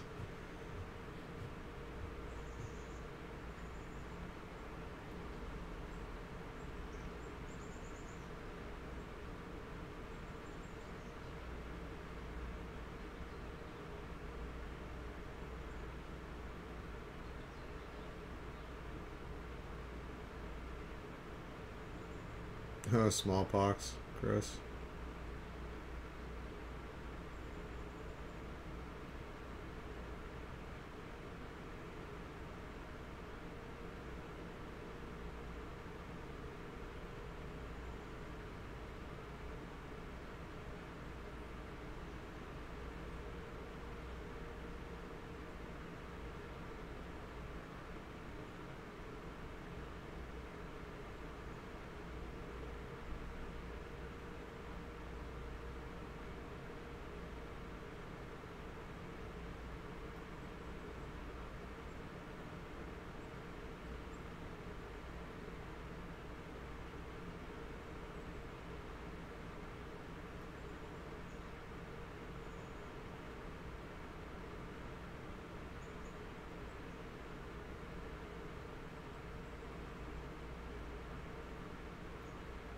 Alright, what's he grabbing?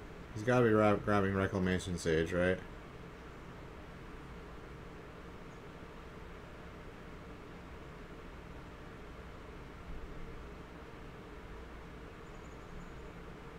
Or Tireless Tracker, okay.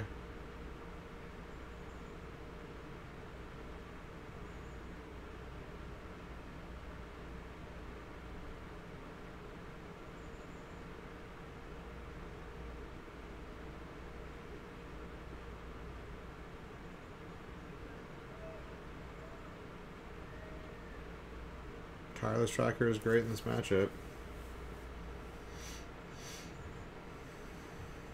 But he's going down to what? 12?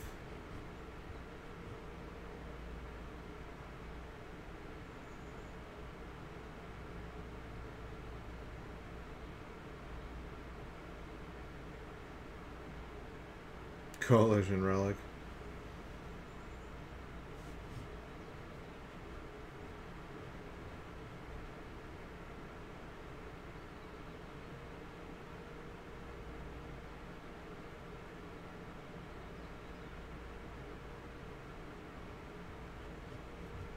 Mismatch swaps.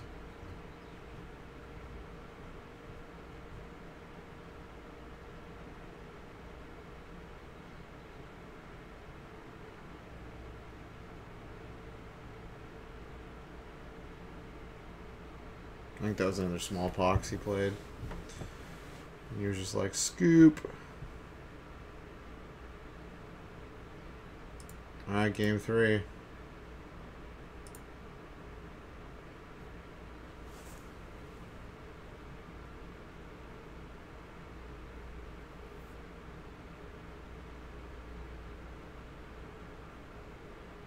Turn 1 Inquisition. Probably taking the engineering explosives here.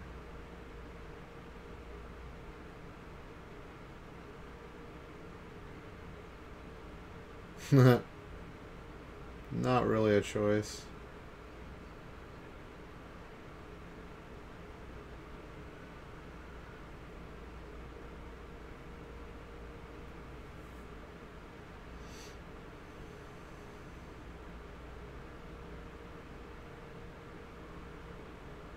Okay, turn 2 smallpox would be great. Oh no, wrench mind. Okay. Wrench mind's still good.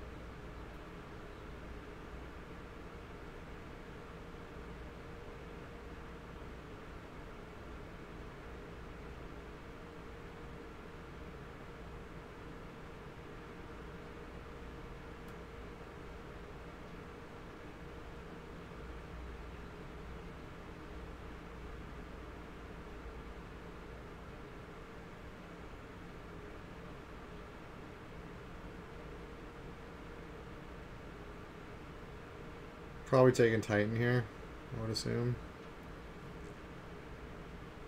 Maybe not. Maybe take Summoner Pact here. Depending on his hand. If he has a way to, like, get rid of his land or... Yep, takes the Summoner's Pact.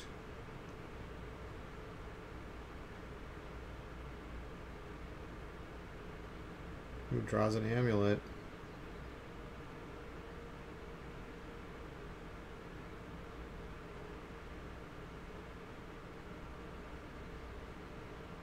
Yeah, Pact is definitely the right play, because it's also the more versatile card. Like, he could go grab, like, a cheaper creature, like a Tireless Tracker or something, which is really good in this matchup.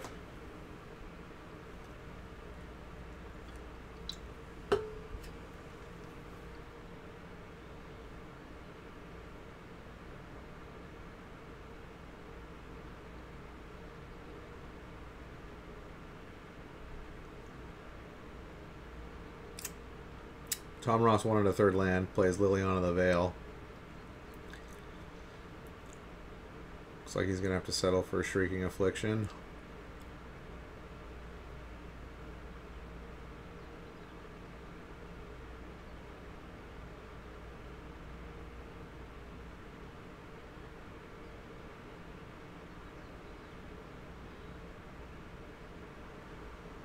Oh, he's got explosives and Amulet in hand.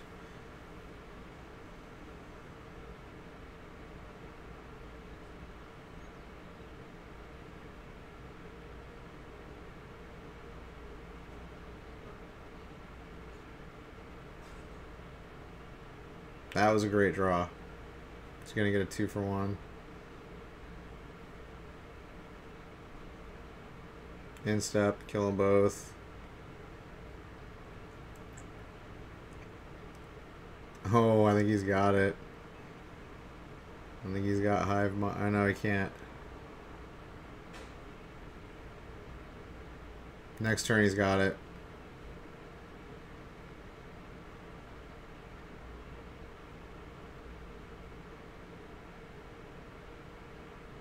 Well, he doesn't have a pact now, so I guess he can't win with Hive Mind. He can play Hive Mind, though. Actually, I think he has a Titan. Yeah, he still has a Titan in his hand. He can just play a Titan now. Yeah, I think this is GG. Yeah. If Tom Ross had hit that third land, he would have been able to put Liliana out, and that would have probably won the game for him.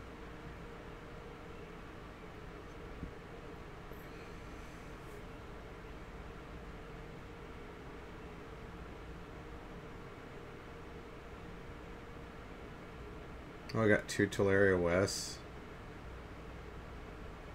That's interesting.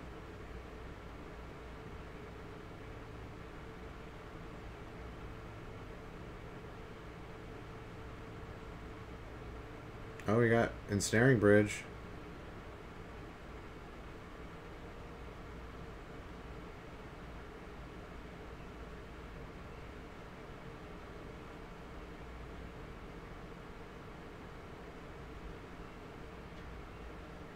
Oh, now he's gonna transmute, play Hive Mind, and play Pact. Yeah, this is over.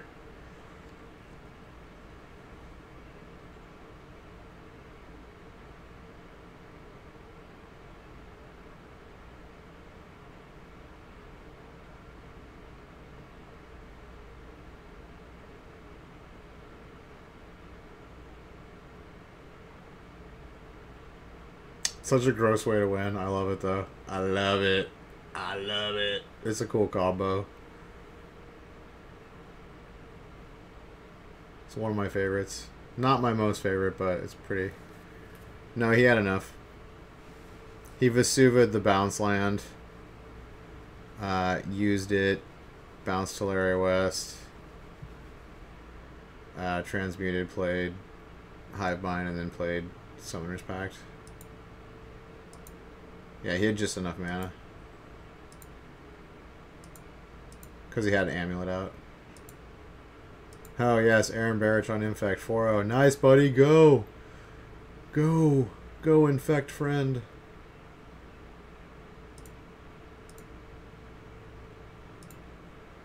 Did it show the end of that match?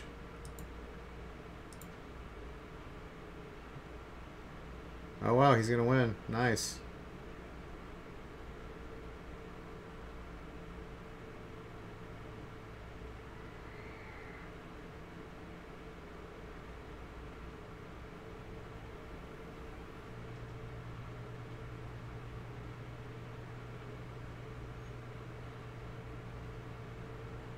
Nice, Aaron, 5-0. Go, buddy, all the way. Vivian, Champion of the Wilds. You may cast creature spells as though they had Flash. Until your next turn, up to one target creature gains Vigilance and Reach.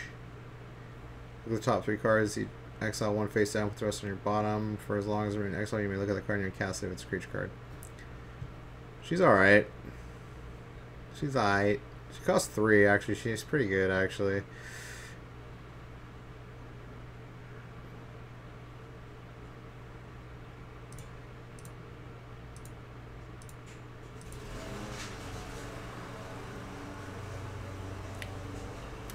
Really, buddy? You're gonna go mow your lawn?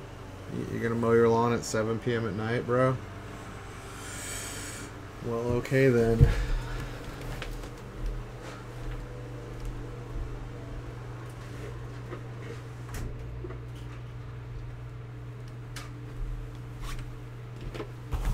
I love it when people choose to mow their lawns at 7 p.m. at night.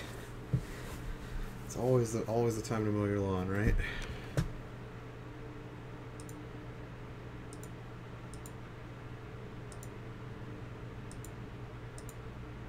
Alright, what do we got? Round 6? Round 6. Humans versus Dredge. It's nice to see humans again. It's nice to see humans again. It kind of disappeared for a minute there.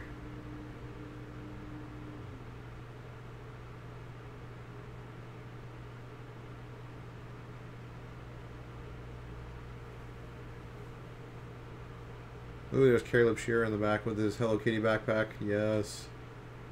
Ooh, Ether Vial turn 1 into Soulscar Mage. Okay, he's not playing, yeah, he's playing Mono Red Phoenix. Or he's calling it Mono Red Prowess. It's gotta have Phoenixes in it.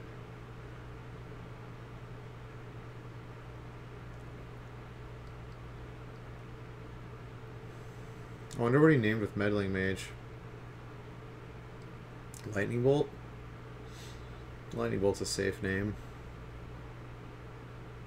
Yeah, Bolus's Citadel, I feel like it, or not, wait, is that, what's the, I think the, what about the land that makes you, so all your spells have Flash? Because didn't the card Flash get banned, like, immediately in Modern and Legacy? Or maybe just in Legacy? Isn't there, like, an infinite combo based off of that?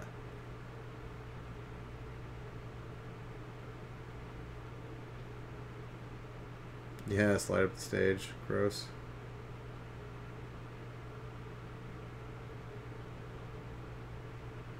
Light up the stage is such a bonkers card. Like, people have not used that card enough in Modern yet, or Legacy for that matter. It's so incredibly brokenly good.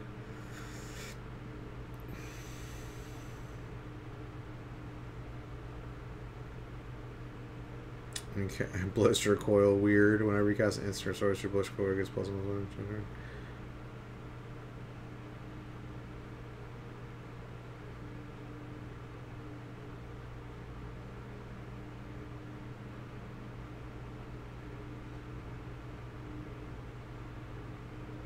Yeah, so I assume that land that gives your spells flash is going to get banned because all you have to do is pay 1 mana. Oh, really? Okay, he did name Lightning Bolt with Meddling Mage.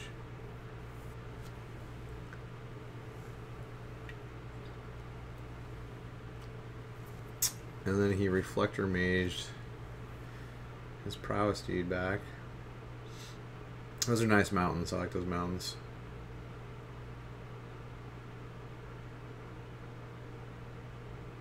Are those Ice Age mountains? No, those aren't Ice Age. That's an old set, though.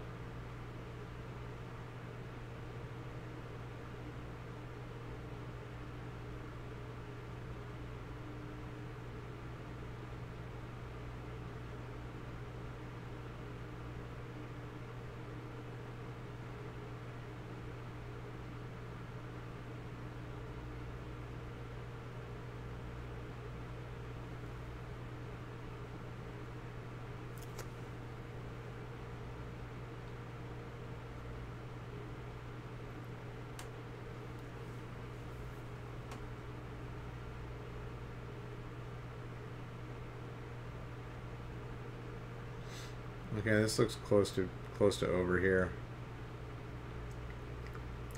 Pretty perfect human hand. I mean, not a lot this red deck can do against a hand like this that's got Ether Vial into, like, you know, double Reflector Mage.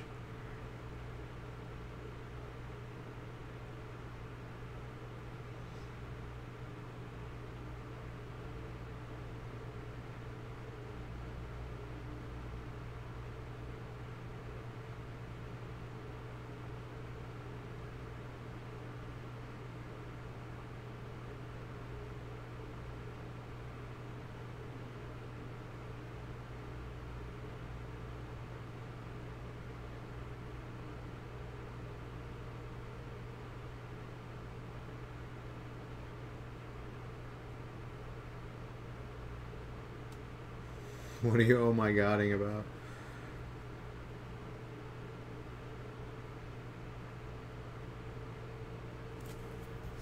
Alright, yeah, that was GG. That was a incredibly busted start for humans.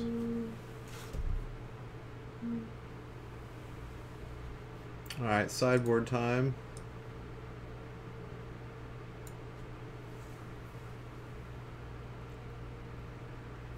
We got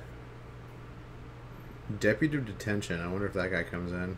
Deputy Detention might actually come in this matchup. I think Knight of Autumn's come in for the safety life gain.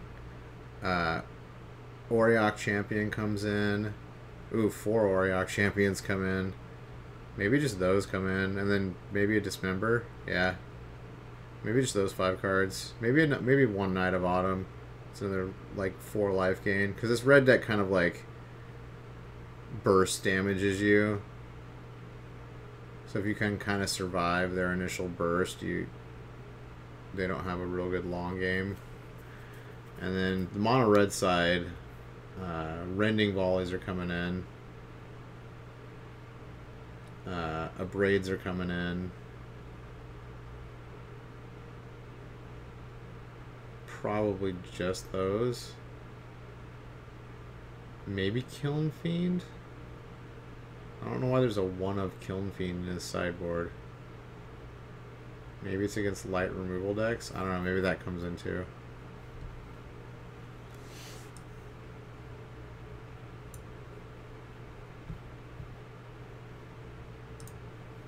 Yeah. Game number 2. Let's go. Why didn't they put Can Be Your Commander on the new Nicol Bolas? He's a Planeswalker. Can Planeswalkers actually be commanders? When did that happen?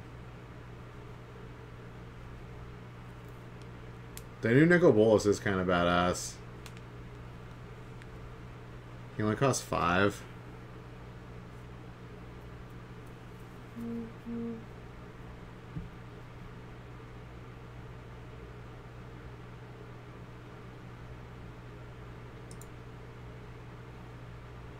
Yeah, I know.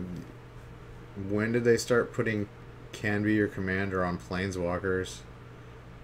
Oh, okay. I didn't even know that. I don't really play... I haven't played Commander in a long ass time, so...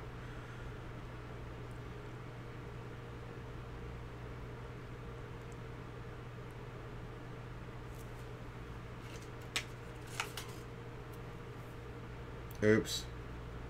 Did you actually try to post a link? Or was that just accidental?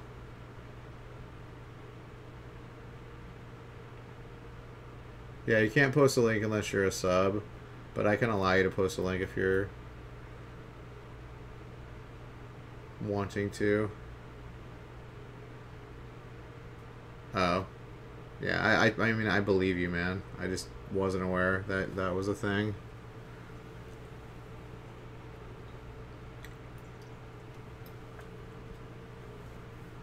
Alright, turn 1 Swiftspear into turn 1 Ether Vial. Both very strong starts for the...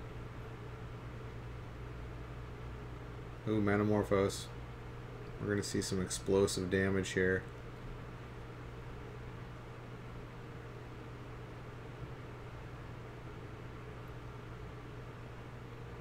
Manamorphose is such a silly magic card. Silly, silly, silly. Who crash through? Was that give it trample and draw a card?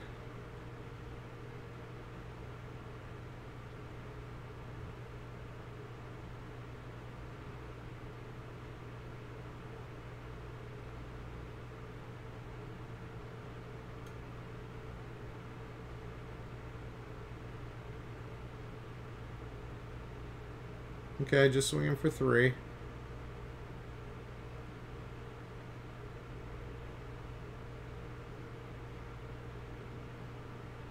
Nah, all named Human.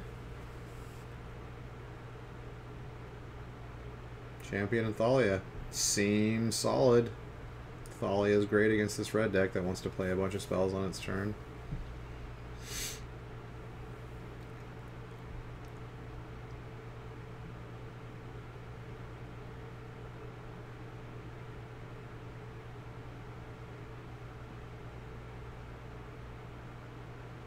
Silly Clown, he's using promo foil Thalia. Do you like it? Ooh, Thalia's getting gut shotted in her face. Get wrecked. You hate Thalia?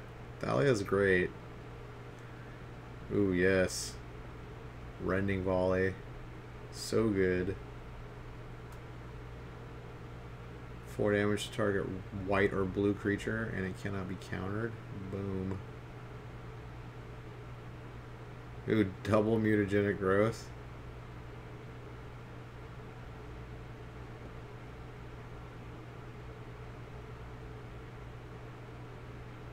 Wow, he just did enough damage to kill him on turn 3. Wow. Sick, yo. Let's go. Game 3. Dude, we've had some fast-ass matches.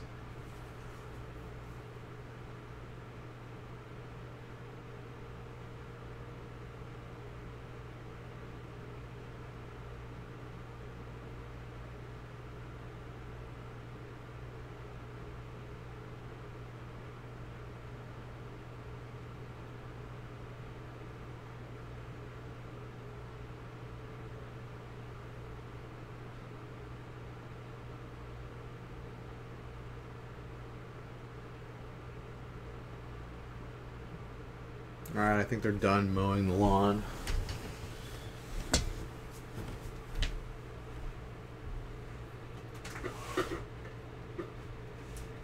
Some air circulation in here again.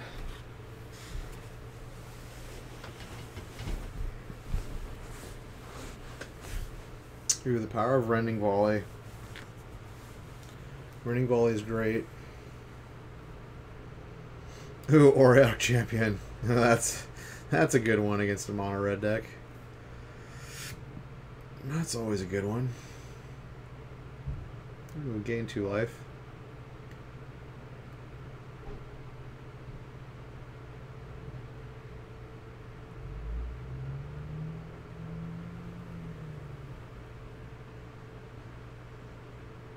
Or, yeah, whenever a creature enters, it's got pro red and black, but whenever a creature enters the battlefield, you gain a life.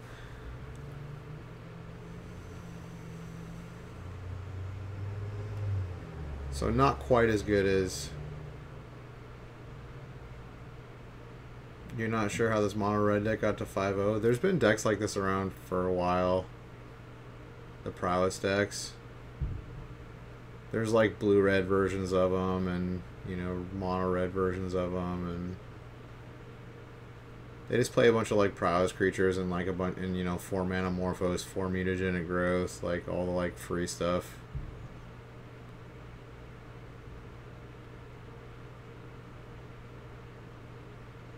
There was a guy that won the World's Invitational in Australia with this deck, or it was the blue-red version, like a few years ago. He was playing Storm Chaser Mages and like Monastery Swift Spears and Kiln Fiends and Distortion Strike. I think he played in there too, some number. And you know, mutagenic growths, Manamorphos.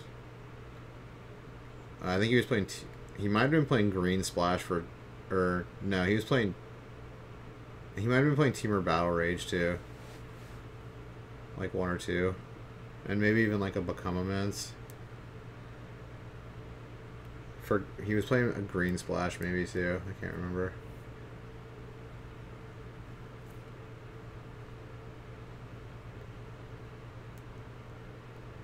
Well, the deck can win. Like it's not a terrible deck. It can definitely win. And we got Light Up the Stage, and with Light Up the Stage, like Light Up the Stage makes decks like these so much better.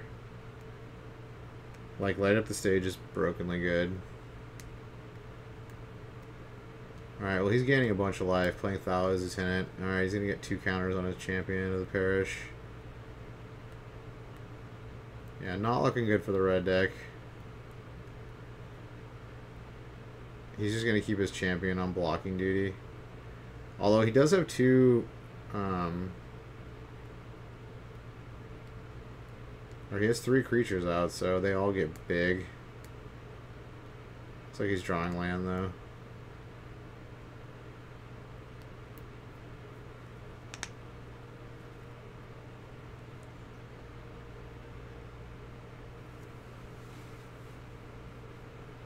Try another Auriok Champion. Seems good.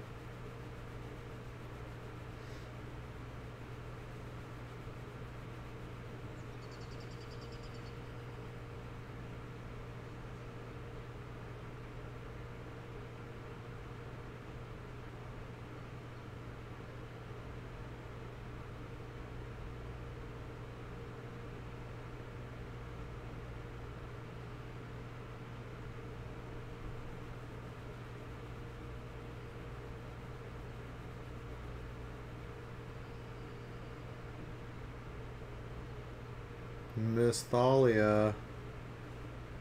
Miss Thalia, please come to the front. Your party is waiting for you.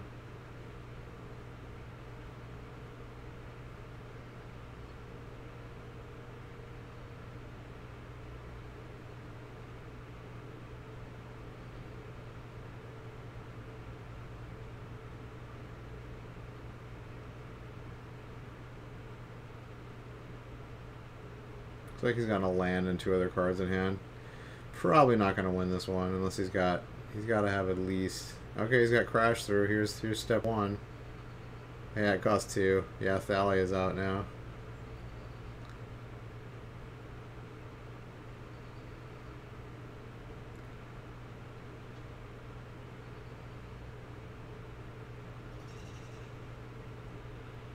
Yeah, if that Thalia wasn't out, he maybe had a chance. Doing 26 damage through all that blocking, though, might have been hard.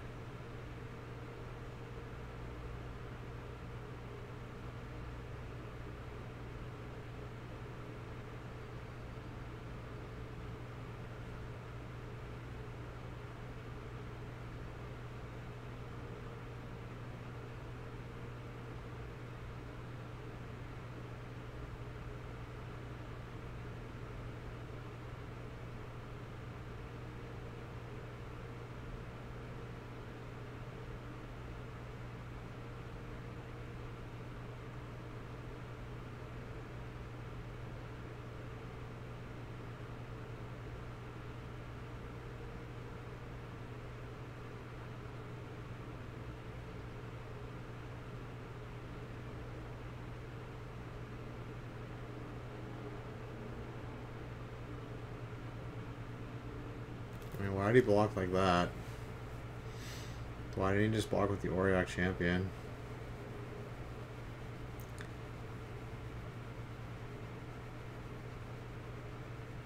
I mean, he would have taken 1 more damage, but... Or why didn't he block with the Champion of the Parish, the 5/5? Oh, because he had another Thalia in hand? Okay. That's why.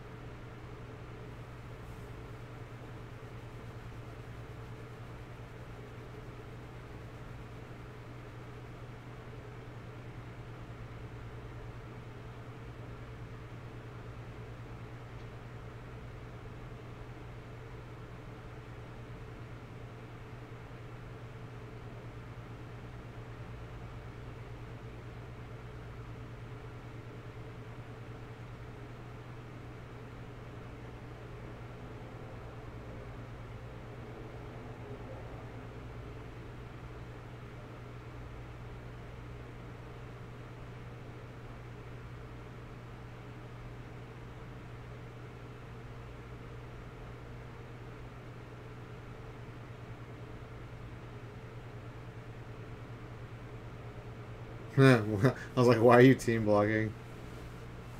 Oh, take it easy, silly dead clown. Have a good one, man. GG. Those are quick-ass games. Some quick ones. Who, 8-Rack versus Phoenix? Yeah, I feel like 8-Rack has a problem against... Oh, he beat him. Dude, he 2-0'd Phoenix. Yes. Yeah, just... Dude, and he had Pyromancer's Ascension activated? Wow.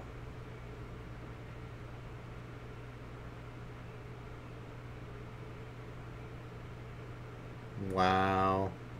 Get wrecked, Phoenix.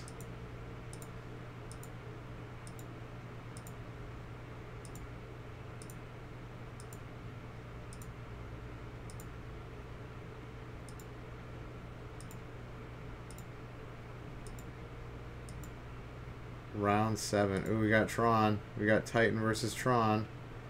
I feel like Titan's heavily favored in this matchup, right?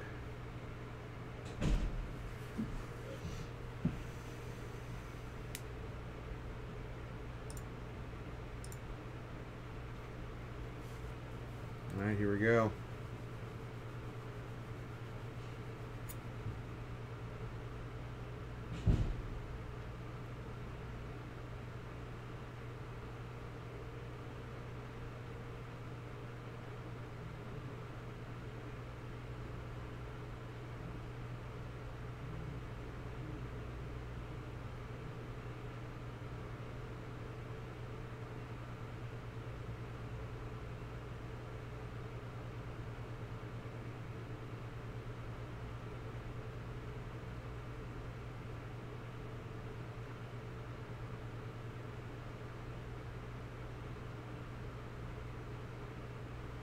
Amulet online.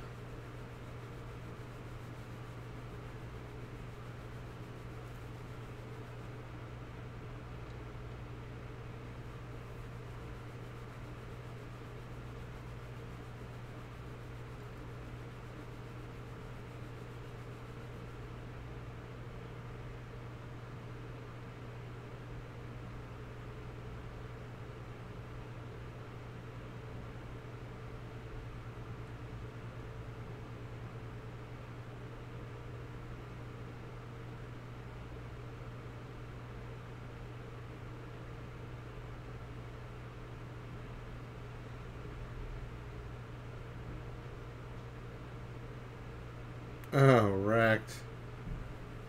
Suits. There's no lands in that 5 cards. I've had that happen before. I've had that happen to me like 2 or 3 times actually with Bant Eldrazi. It's super rare, but it happens. Oh, and it's got a Sylvan Scrying, which you can't grab. That sucks. So he's probably just gonna grab. Oh, he's grabbing Ulamog. Okay.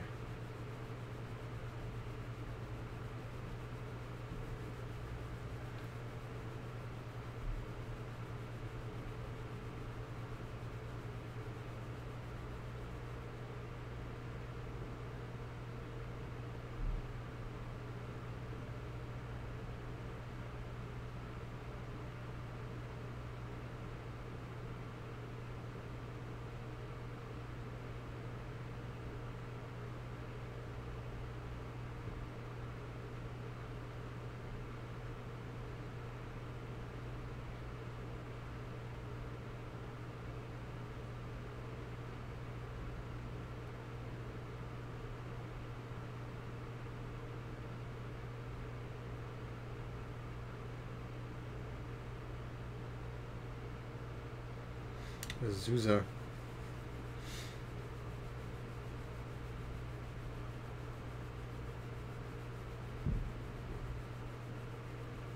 Why did he do it that way? Why didn't he play Gemstone Mine and then play Azusa and then play the bounce land, bounce the...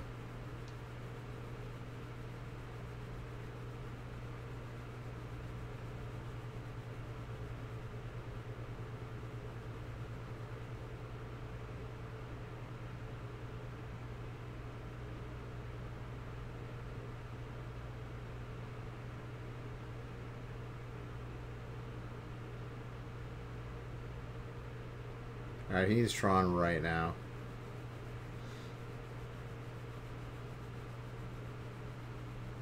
Oh, he doesn't find it. Wrecked.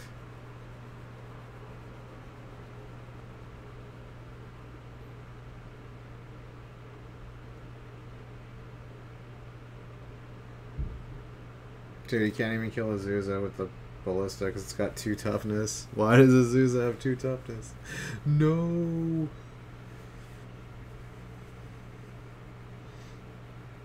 Actually, it doesn't matter. He has another bounce line in his hand, so even if he kills the Azusa, he's still playing a Titan next turn.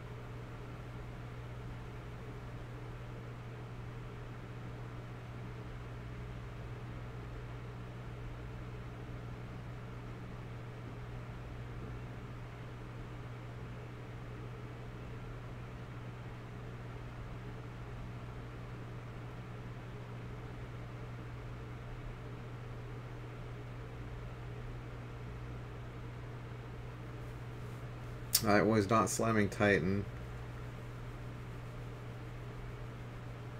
Perhaps he does not have it.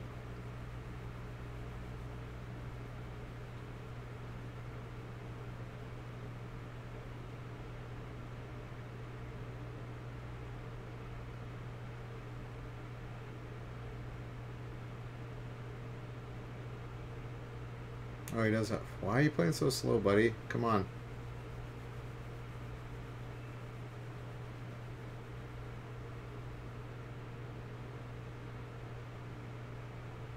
You know you're playing Titan. There's no other play. Slow rolling that Titan. Slow rolling it.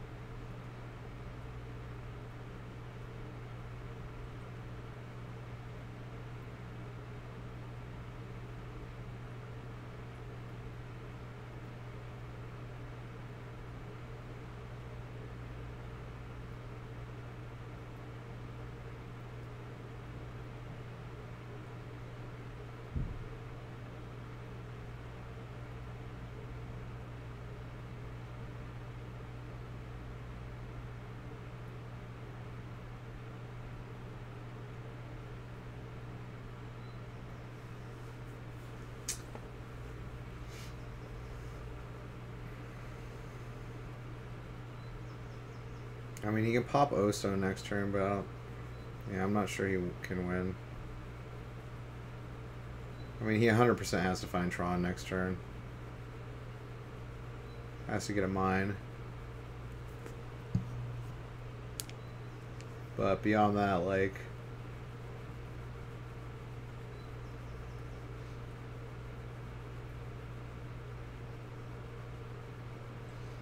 I guess he could Ulamog.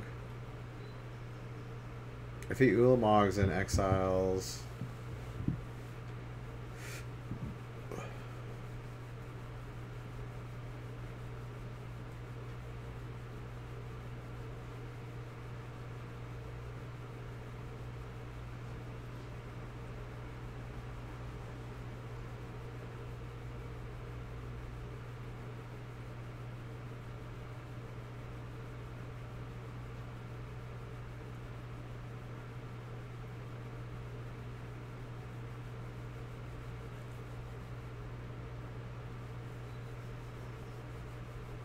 Oh, he's getting explosives to kill O-Stone? Does he even have the mana to play it on 3 and pop it? I don't think he does he?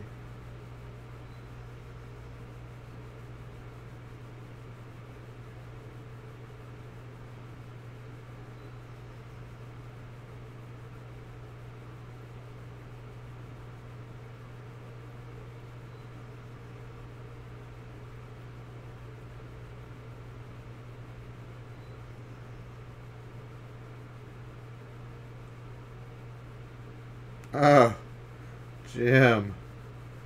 Jim. That was his one turn to, like, get Tron.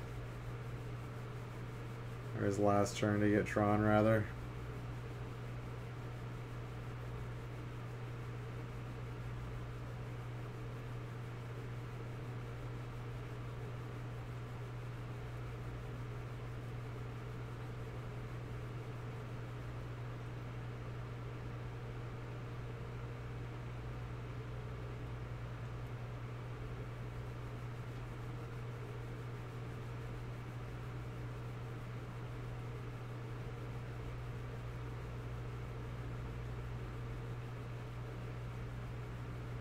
Why is he? What are you doing? Doesn't he have another Titan in hand? Like, he's a Titan in hand. He could go just get Boros.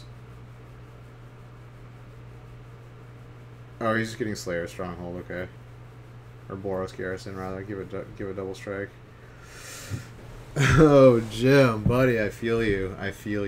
I've whiffed on Ancient Stirrings more than once in my Magic career. Alright, sideboard. Titan's going to bring in double negate. Engineered explosives. Pact of negation. Reclamation sage. Ghost quarter. And that's probably it. And then Tron's going to bring in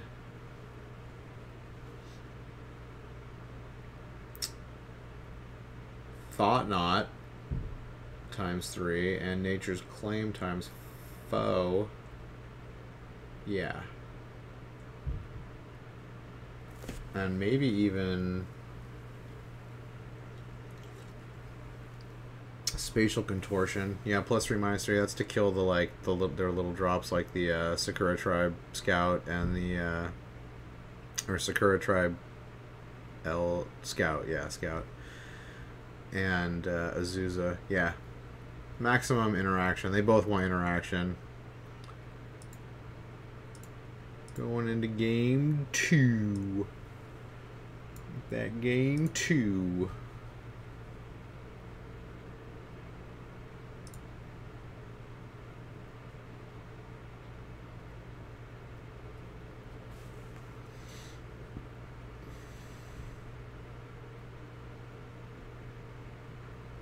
Oh, Jim doesn't like it. Oh, he's already on a mold of 6. Jim, what's going on, buddy?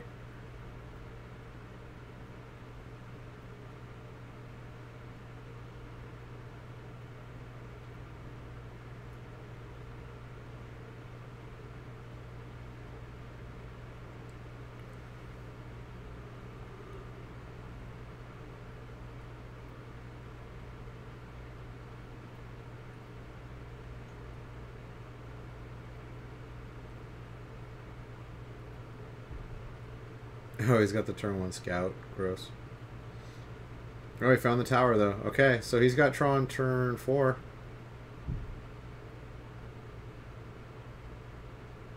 And that's,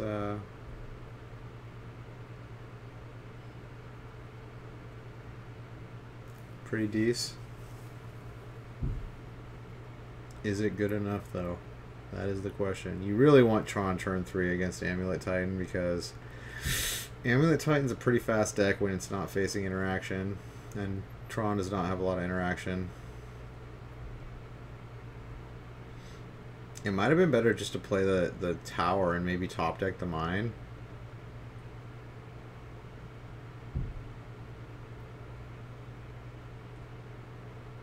Maybe not. I don't think, unless he had a Karn in his hand. I don't know if he had a Karn in his hand. He did have a card in his hand. I don't know. Maybe he should have played the forest turn 3.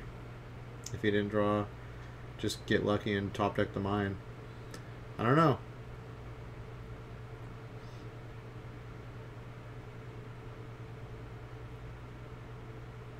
I mean, I guess he's letting him fire off like his Ancient Stirrings and stuff, which he had 2 of in his hand, but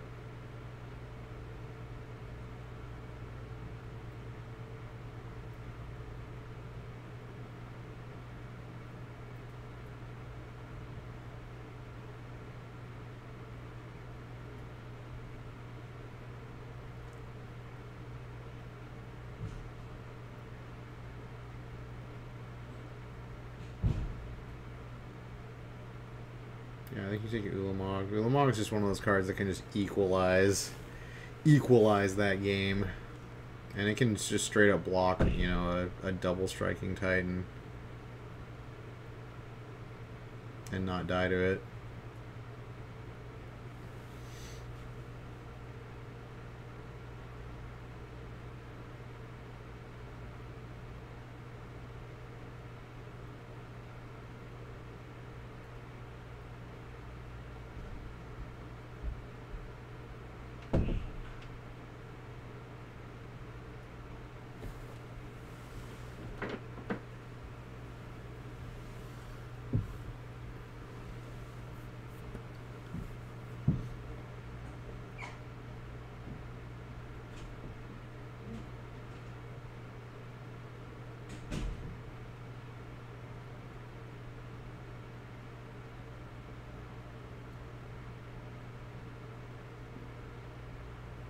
Alright, transmuting Teleriwest. Going to get the Pact.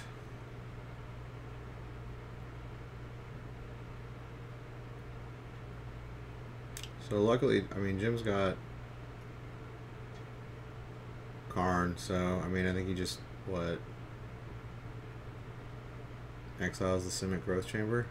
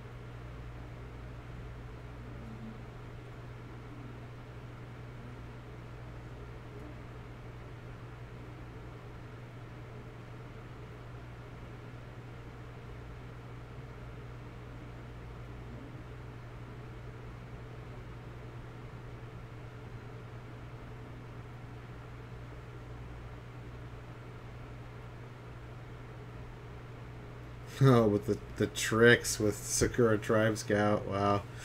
So good.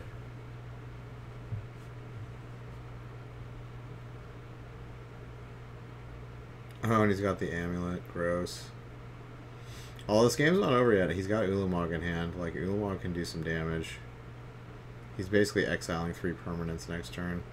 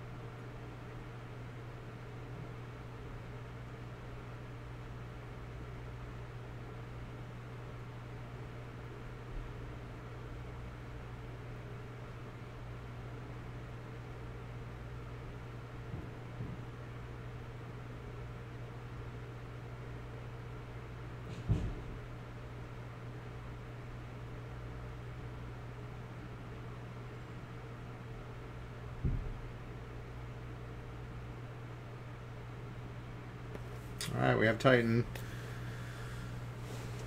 I'm sure he's going to attack Karn.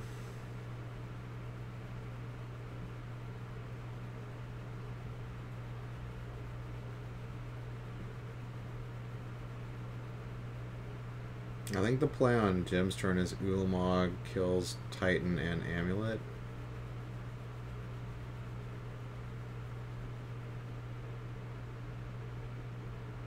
Oh, he's not getting... Oh, he gets Ghost Quarter. Okay, he wants to break with the Tron.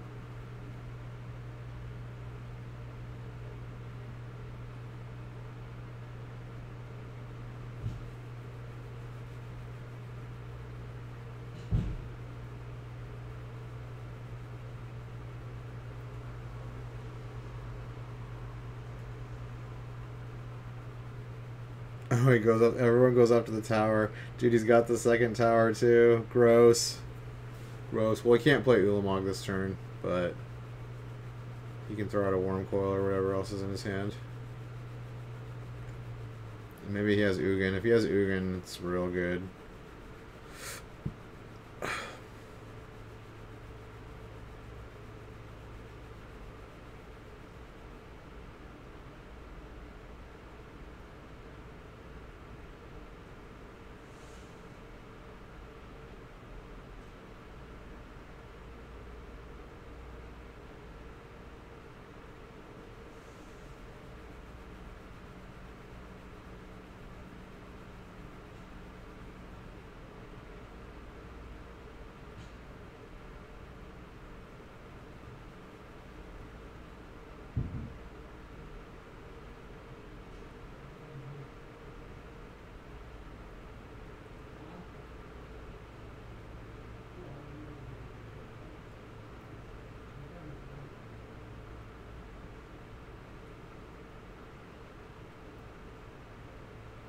Alright, and he got Sylvan Scrying. Okay.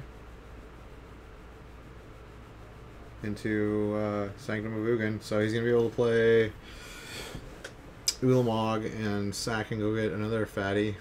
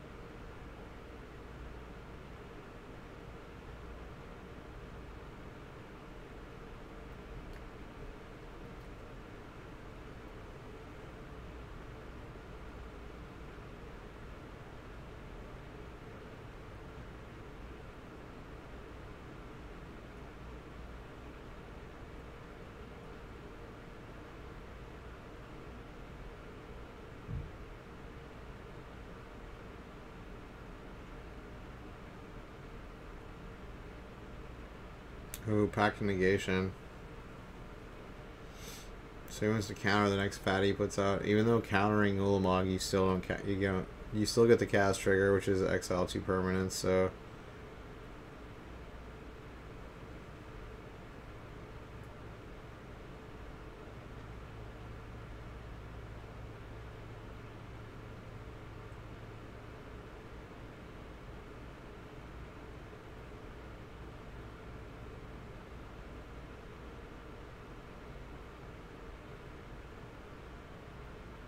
getting in with World Breaker. Take 5.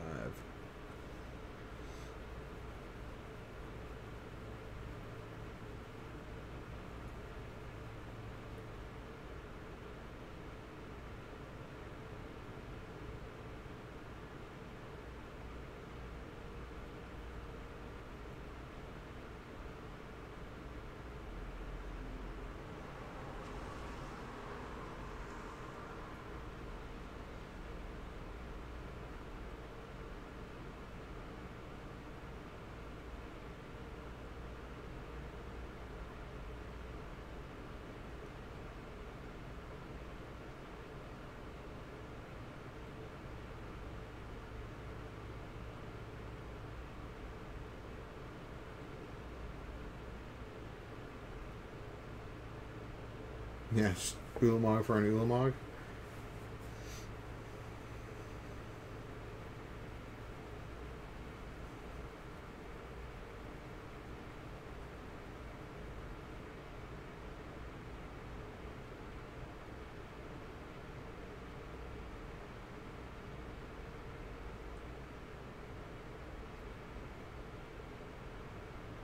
Yeah, you can't keep up with this. Tron's gonna destroy him now.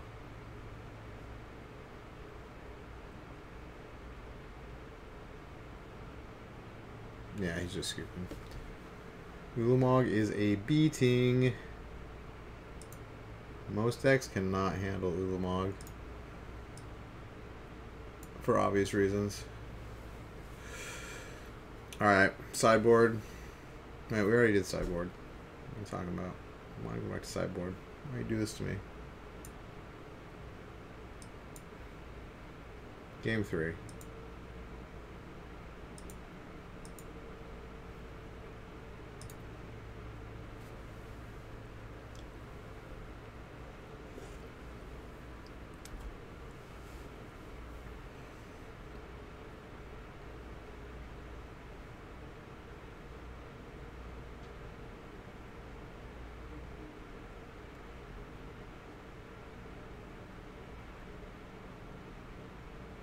Oh, turn 1 Amulet.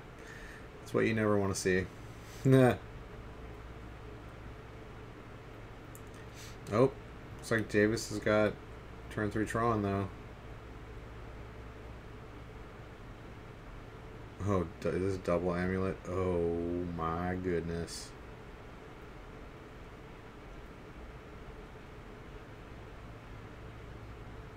Does he have the Azusa and the Titan?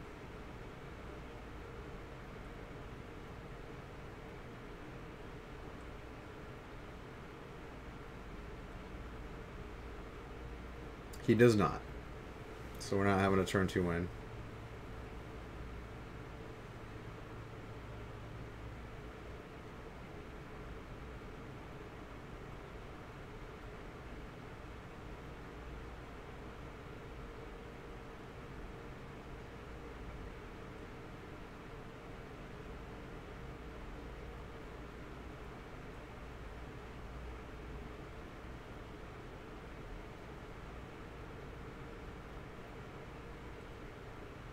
I think we have a Titan. Turn 3 Titan.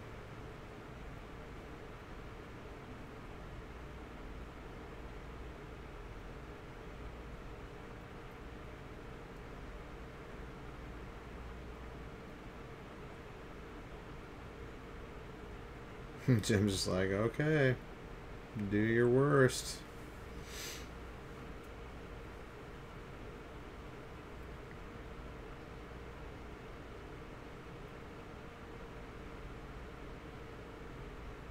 Wow, okay, so he's going to be able to make what?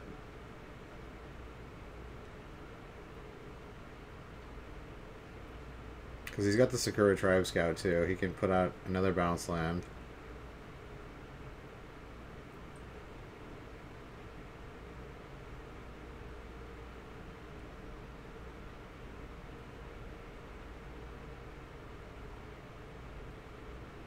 Yeah, so he's giving it...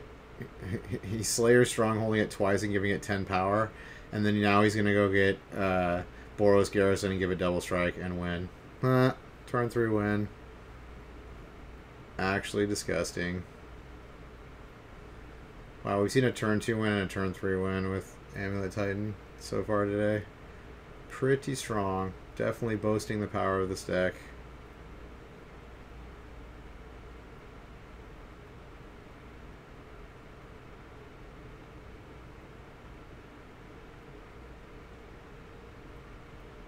Wait, what?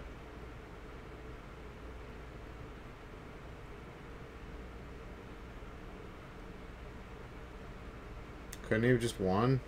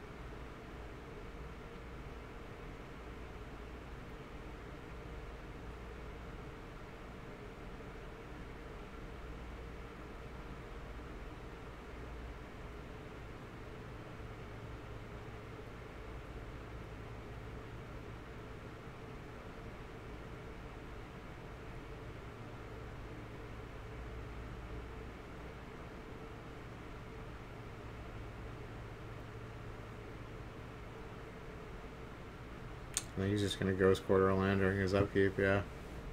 Or during his draw phase.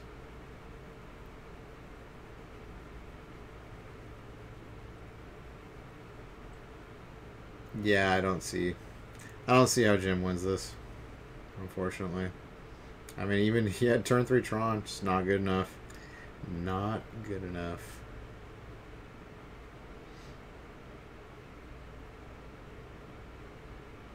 It's like playing against Infect, like, Tron just, like, can't outspeed Infect, like, I've never lost to a Tron deck before. Probably beaten it 25, 30 times.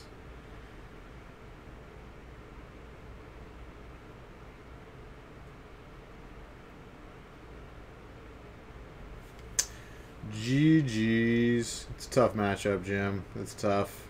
It's tough, man.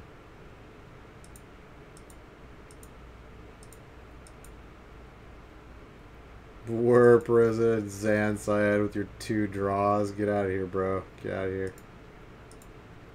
Play faster.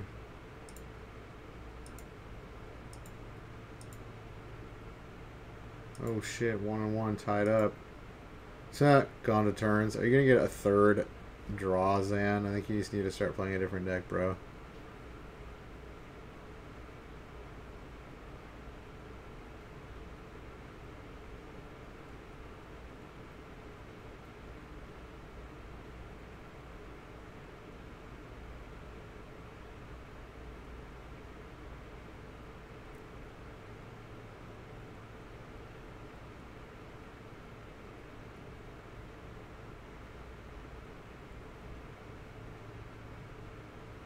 Yeah, you take way too long, bro. Like, this is sped up, and you're like taking too long in a sped up game. Oh my god, dude. Yeah, I think this ended in a draw.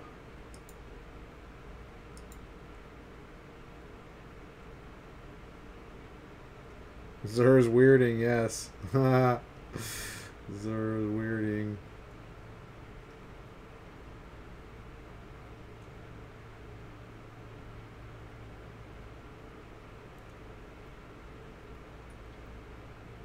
Yeah, I think that was another draw.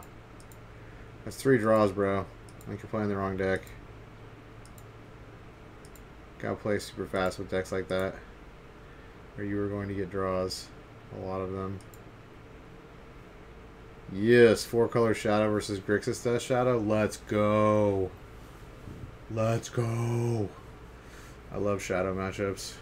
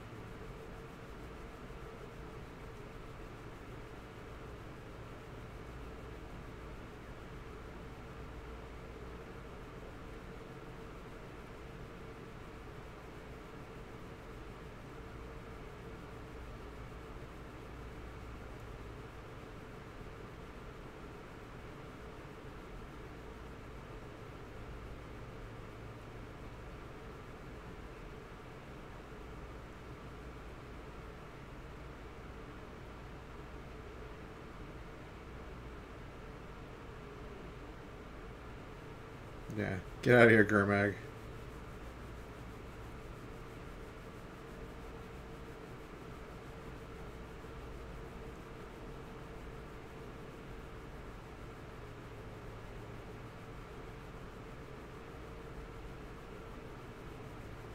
I think that's get out of here, Death Shadow.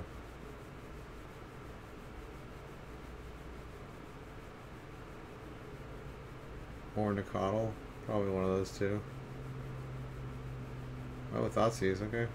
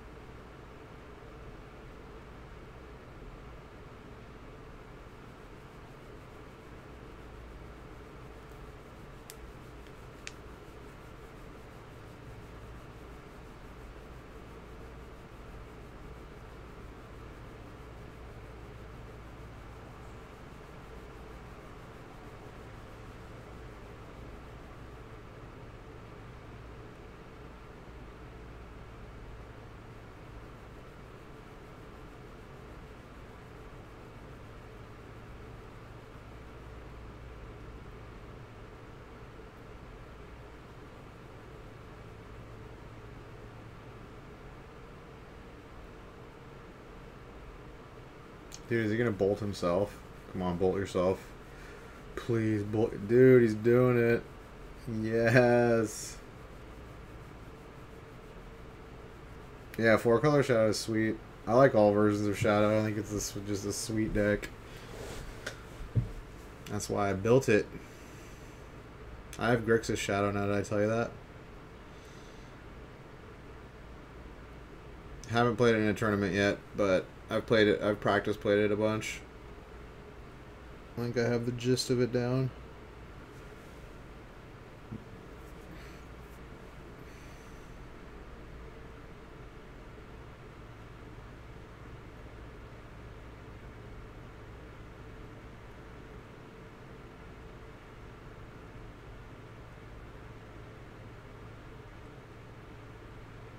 Well, all he's got left is a 6/6 Shadow. Is it gonna do the job?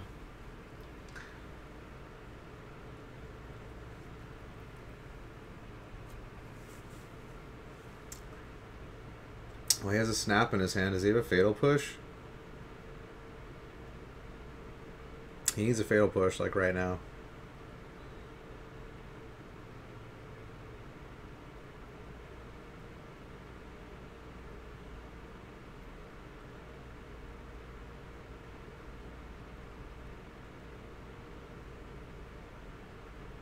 No, he needs a fatal push or a Death Shadow of his own.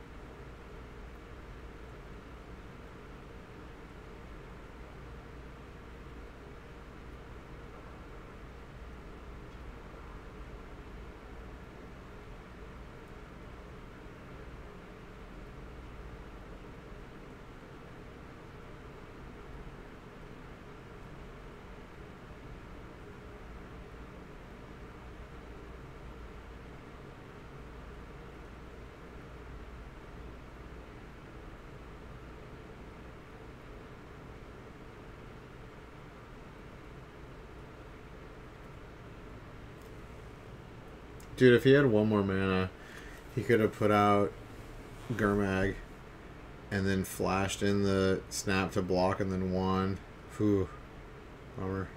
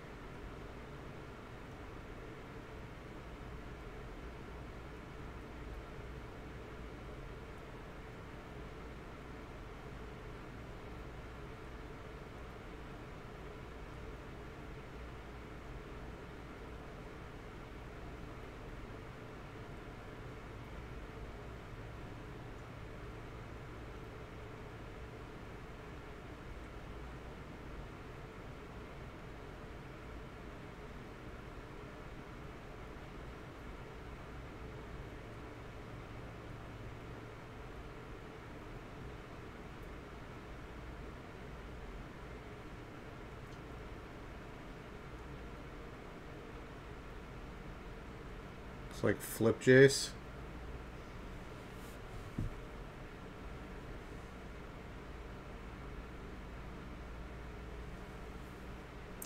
Flip Jace making a mild resurgence back into Modern. He's always been kind of an off-meta Planeswalker. Flip Planeswalker.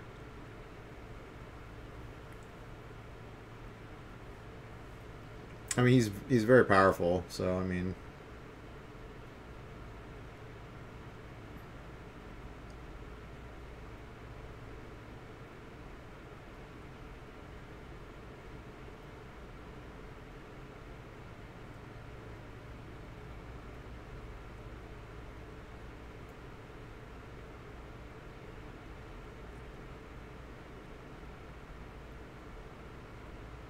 Nope, he's got a bigger Death Shadow. 11/11.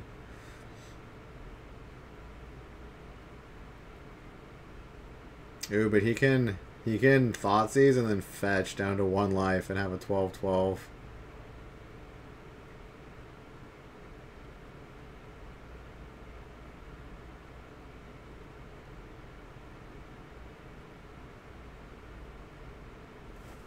I guess that's better to do it that way. But he could have fetched shock. I mean, he has to block either way. Like, it doesn't matter.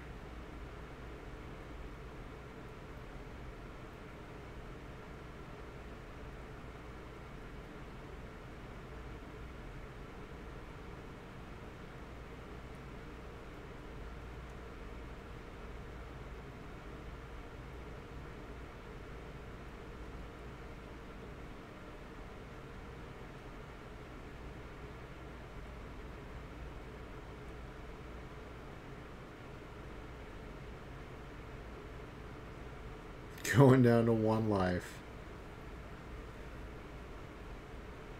Yes.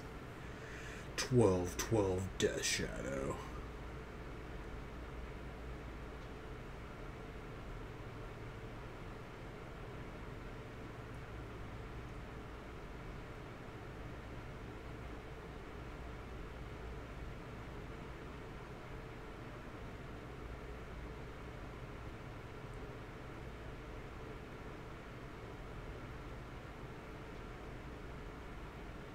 Goifer. OG Goifer. I respect that.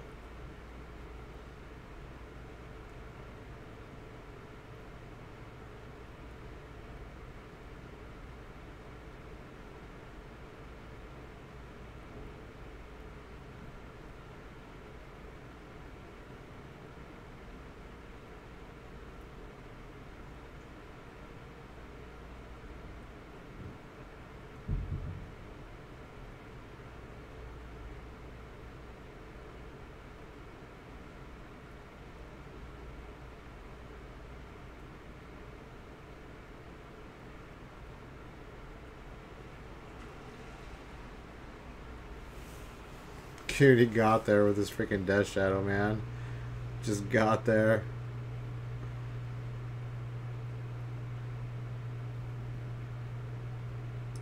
If he had drawn like a removal at any point, like he would have won that game. Alright, sideboard. Collective Brutality. I don't think that card's good enough in this matchup to come in.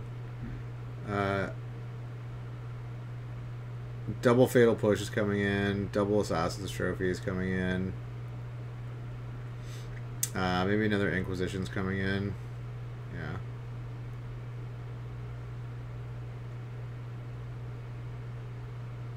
When he's got that split card, the one that the one that brings a creature back up cost 2 or less, and then you can give it haste and +2 attack. That might come in. And then the Grixis player's side.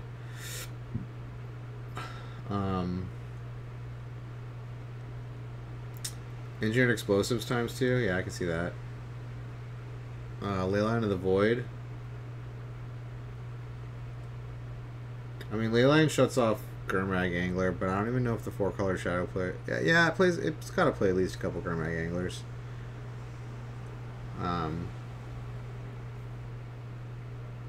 I don't think Disdainful Stroke's good enough. I don't think Leyline's good enough either in this matchup.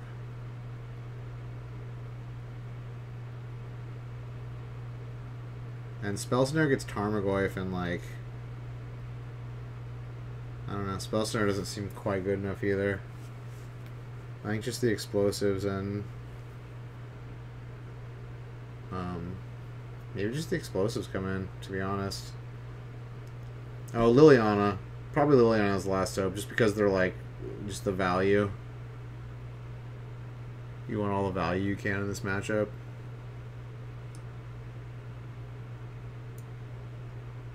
All the 2-for-1s. They're not playing Veils in the sideboard. That's interesting. Alright.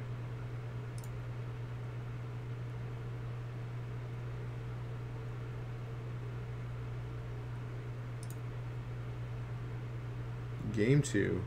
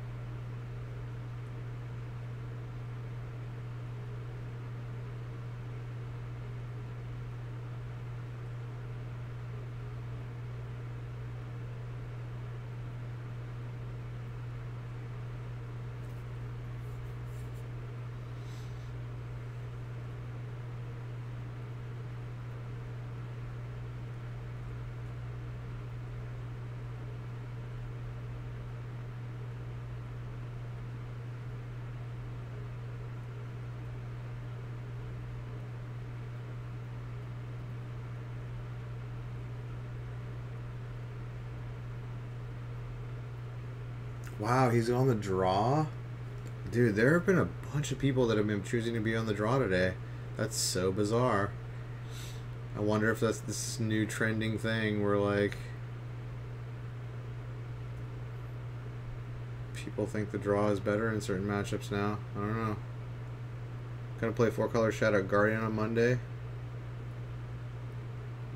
Yeah, I don't know if I agree with it being on the draw either. That's just pretty weird. I think board position, getting out of the board, I mean, you saw it last game. He's the first one to get a shadow out, and like he won because of that. Like he was on the offensive.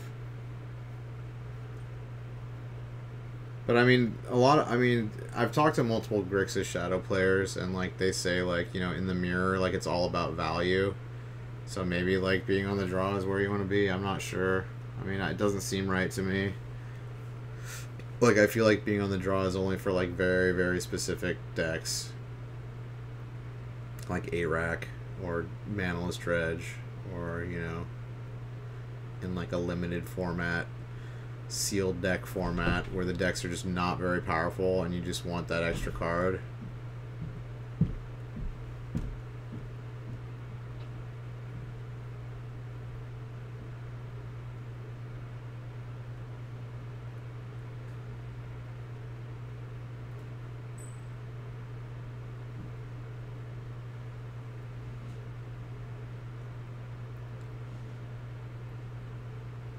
I think the 4-color Shadow deck is slightly advantaged in this matchup too because they have more threats, more creatures.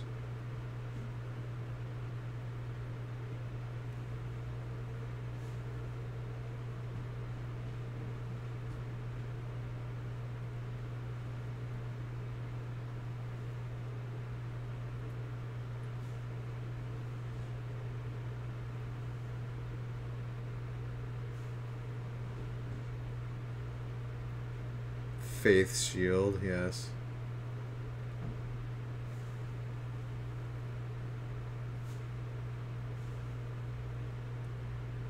Dude, that card came out 7 years ago. Holy crap.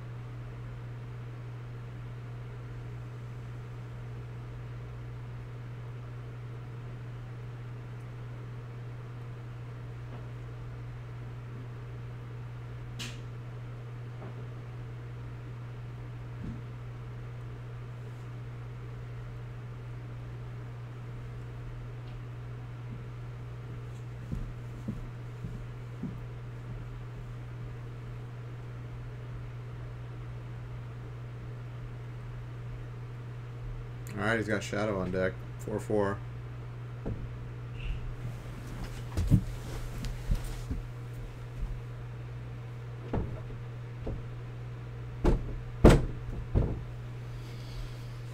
That door jam in there. Fucking doors rattling from the wind.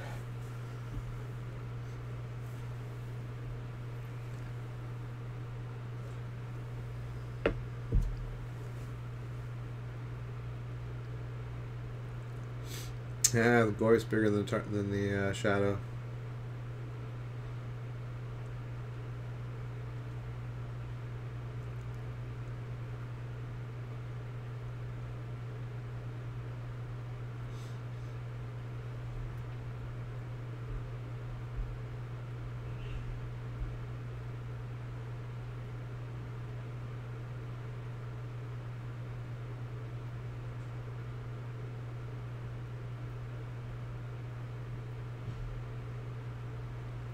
Oh, the battle rage.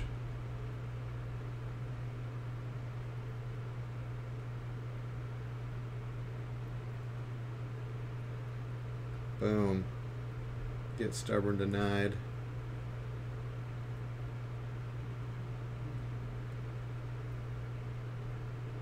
That would have been lethal. Because it was going to put a sorcerer in the graveyard, make it a 5/6, and give it double strike.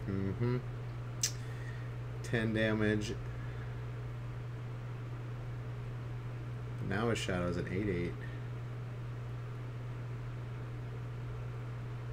So now if the Grixis player has a Teamer Battle Rage, then he wins.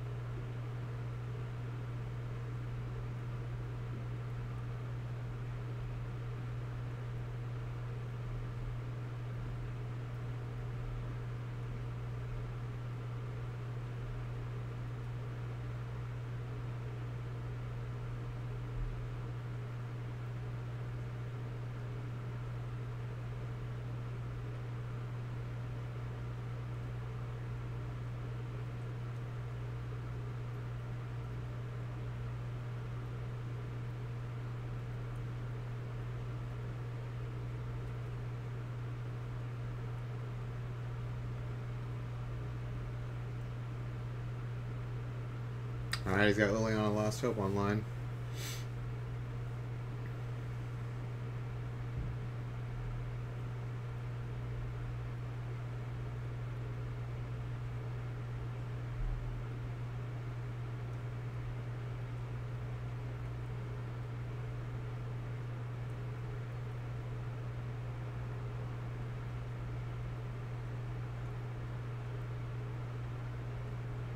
Yeah, 5 exactly. GG.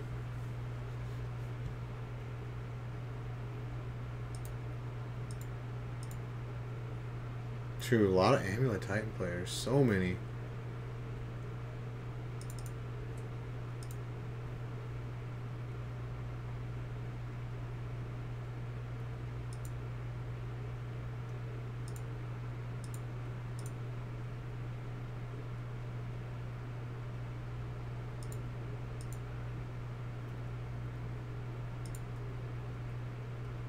Take it easy. Rock Master. See you later.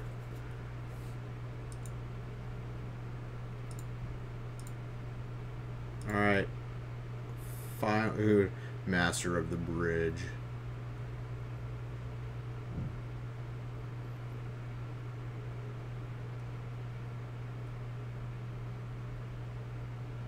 Dude, Tezzeret's crazy. This Tezzeret's crazy.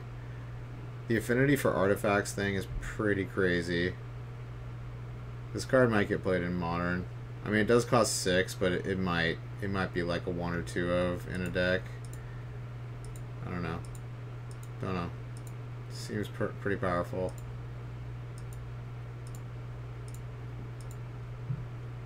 Alright, here we are. Round 9. Final round of day 1. Star City Games. Modern Open Cleveland. Let's go. Oh, what do we got? What do we got? What do we got? Ooh, Infect. Shut up. Hell yeah. This is the perfect way to end off day 1. Dude, undefeated Infect. Let's go, dude. Let's go, Barrich. Let's go, Aaron Barrich.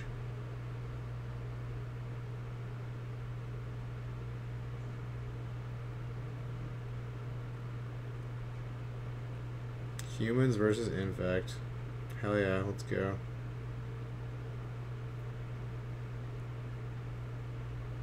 If he has the Blighted Agent, dude, this game's gonna be real short.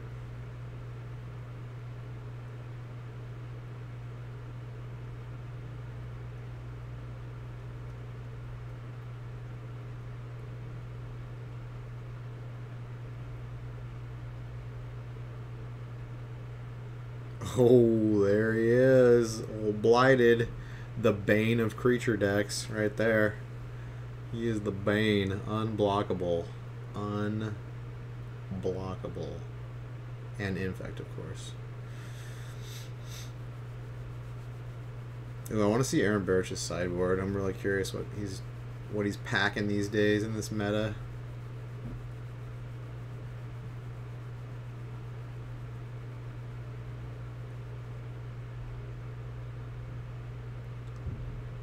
Ooh, Thalia's good. That's a good one against Infect. Ooh, he's coming in for 8. Wow, does he have him dead on the next turn? He might. Wow, this is a really good human start.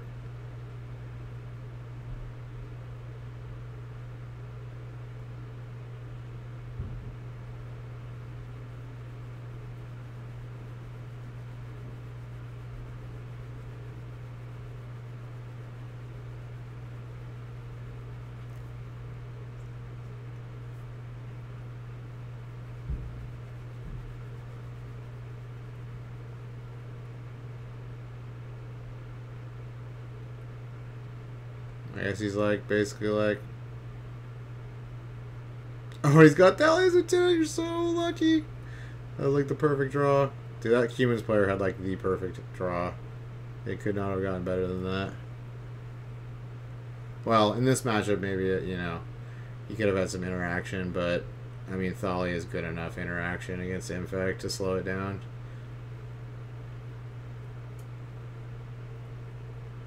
Yeah, he's got more than enough damage. Jeez. If Barrich had been on the play... Oh, no, Barrich was on the play. He got... Was that a turn 3 freaking win?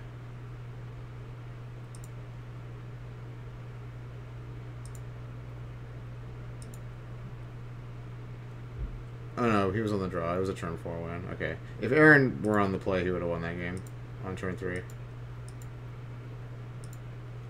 Alright, sideboard. Let's look at what they're packing. What kind of heat they're packing. Alright, on the human side, what's coming in? Deputy of Detention's coming in. Dampening... I think Dampening Sphere's coming in. I think it's good enough to play against Infect. You want as much interaction as possible. So you can't, like, you know, get double pump spelled on like turn 3, so that'll buy you 1 turn. A Damping Sphere will, basically. So dismember both Damping Spheres and both Deputies of Detention. I assume we're gonna come in. Yeah. And then on the Infect side, ooh, he's running some spicy. 2 Nissas, huh? I guess he's off the whole, the hexproof dudes. Oh, he's only on 1 Nature's Claim. Descender's Deliverance. Yeah, that's to get rid of Chalice of the Void. So he's going to bring in 1 Distortion Strike. Maybe Nissa's. I don't know if Nissa's coming in this matchup. I have no idea. 1 Dismember's coming in. And then he has the trap. I forgot, it's the black trap. That's for graveyards though. So like, yeah, I think just Dismember and Distortion Strike come in on his side.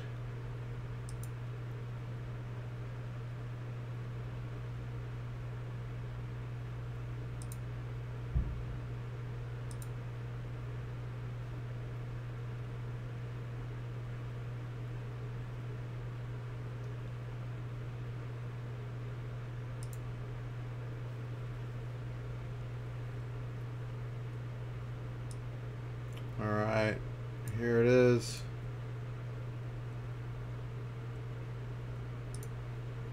Game 2. Oh, to Barrage Mulligan? Gross.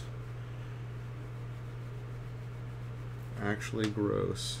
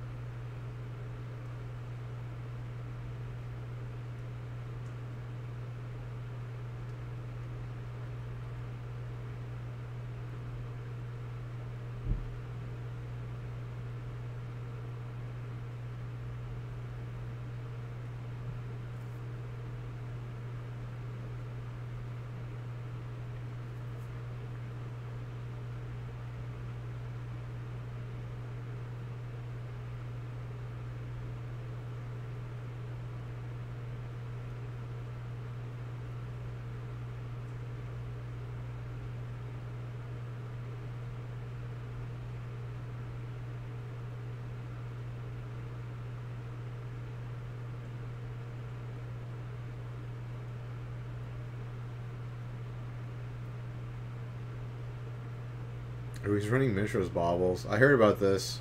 The spicy.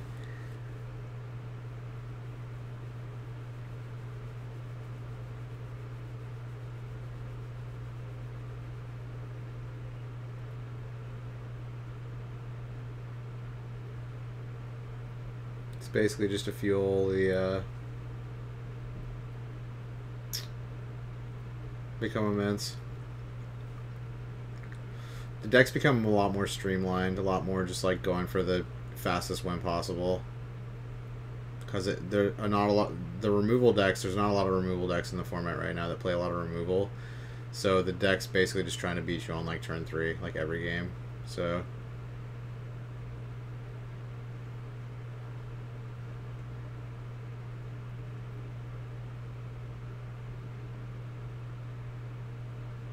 Oh, he's holding off on using the bauble. I wonder if that's some mind games right there.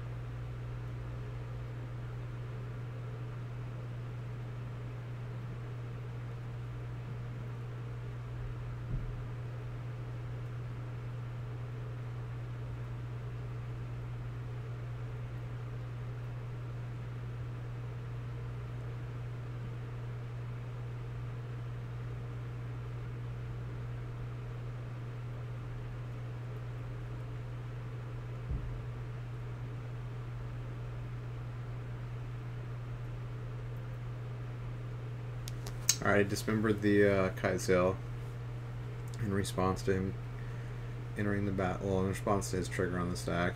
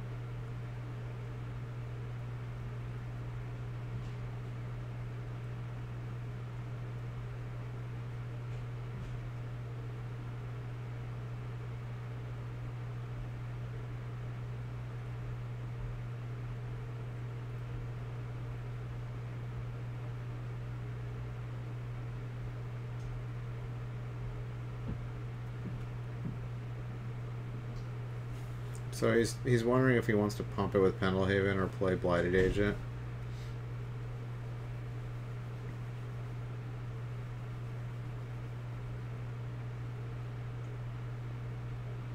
It's hard to say. Or maybe play a pump spell. Oh, he's become Immensing it? Oh, he has the Dismember Blowout City. The Blowout City. Gross.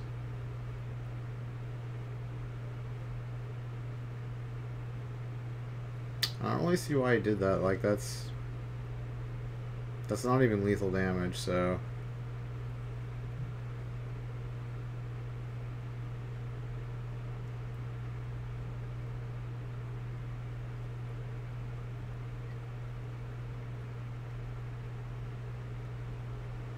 I think I would have attacked and just played the Blighted Agent. That's probably what I would have done.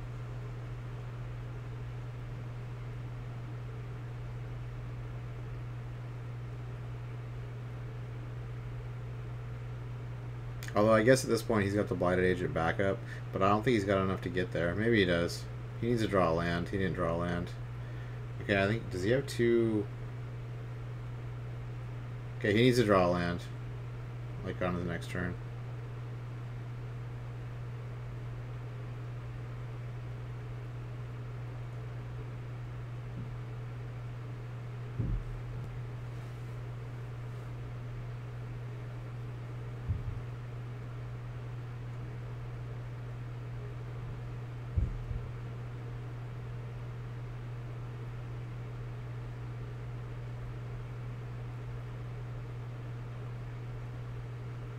So that's 10 damage. He almost has enough to do lethal. So now a fetch land will not save him. Oh, wait. How much is that? 5? Nah, I don't think there's anything... I think Bear... No, he needs a Might of Old Croja, actually. 4, 5, 6, 7. Yeah, I don't think he has it. He needs like 2 Might of Old Crojas basically here. Yeah. Too much damage. Too much damage. He had 2 Mutagenic Growths in his hand and a Groundswell. So he needed, like, if he didn't take that much damage, he needed to, like, draw a land, you know, fetch a forest. Or actually a forest. A forest off the top would have let him win. Because he could have Groundswell and double Mutagenic Growth. So he needed exactly a forest off the top, which there's 2 in the deck. Dude, Bolas' Citadel.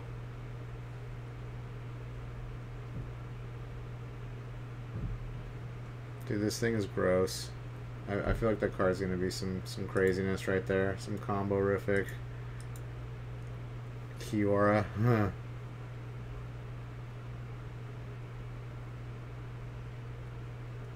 Dude, she has 7 loyalty as a 3-drop. That's pretty crazy.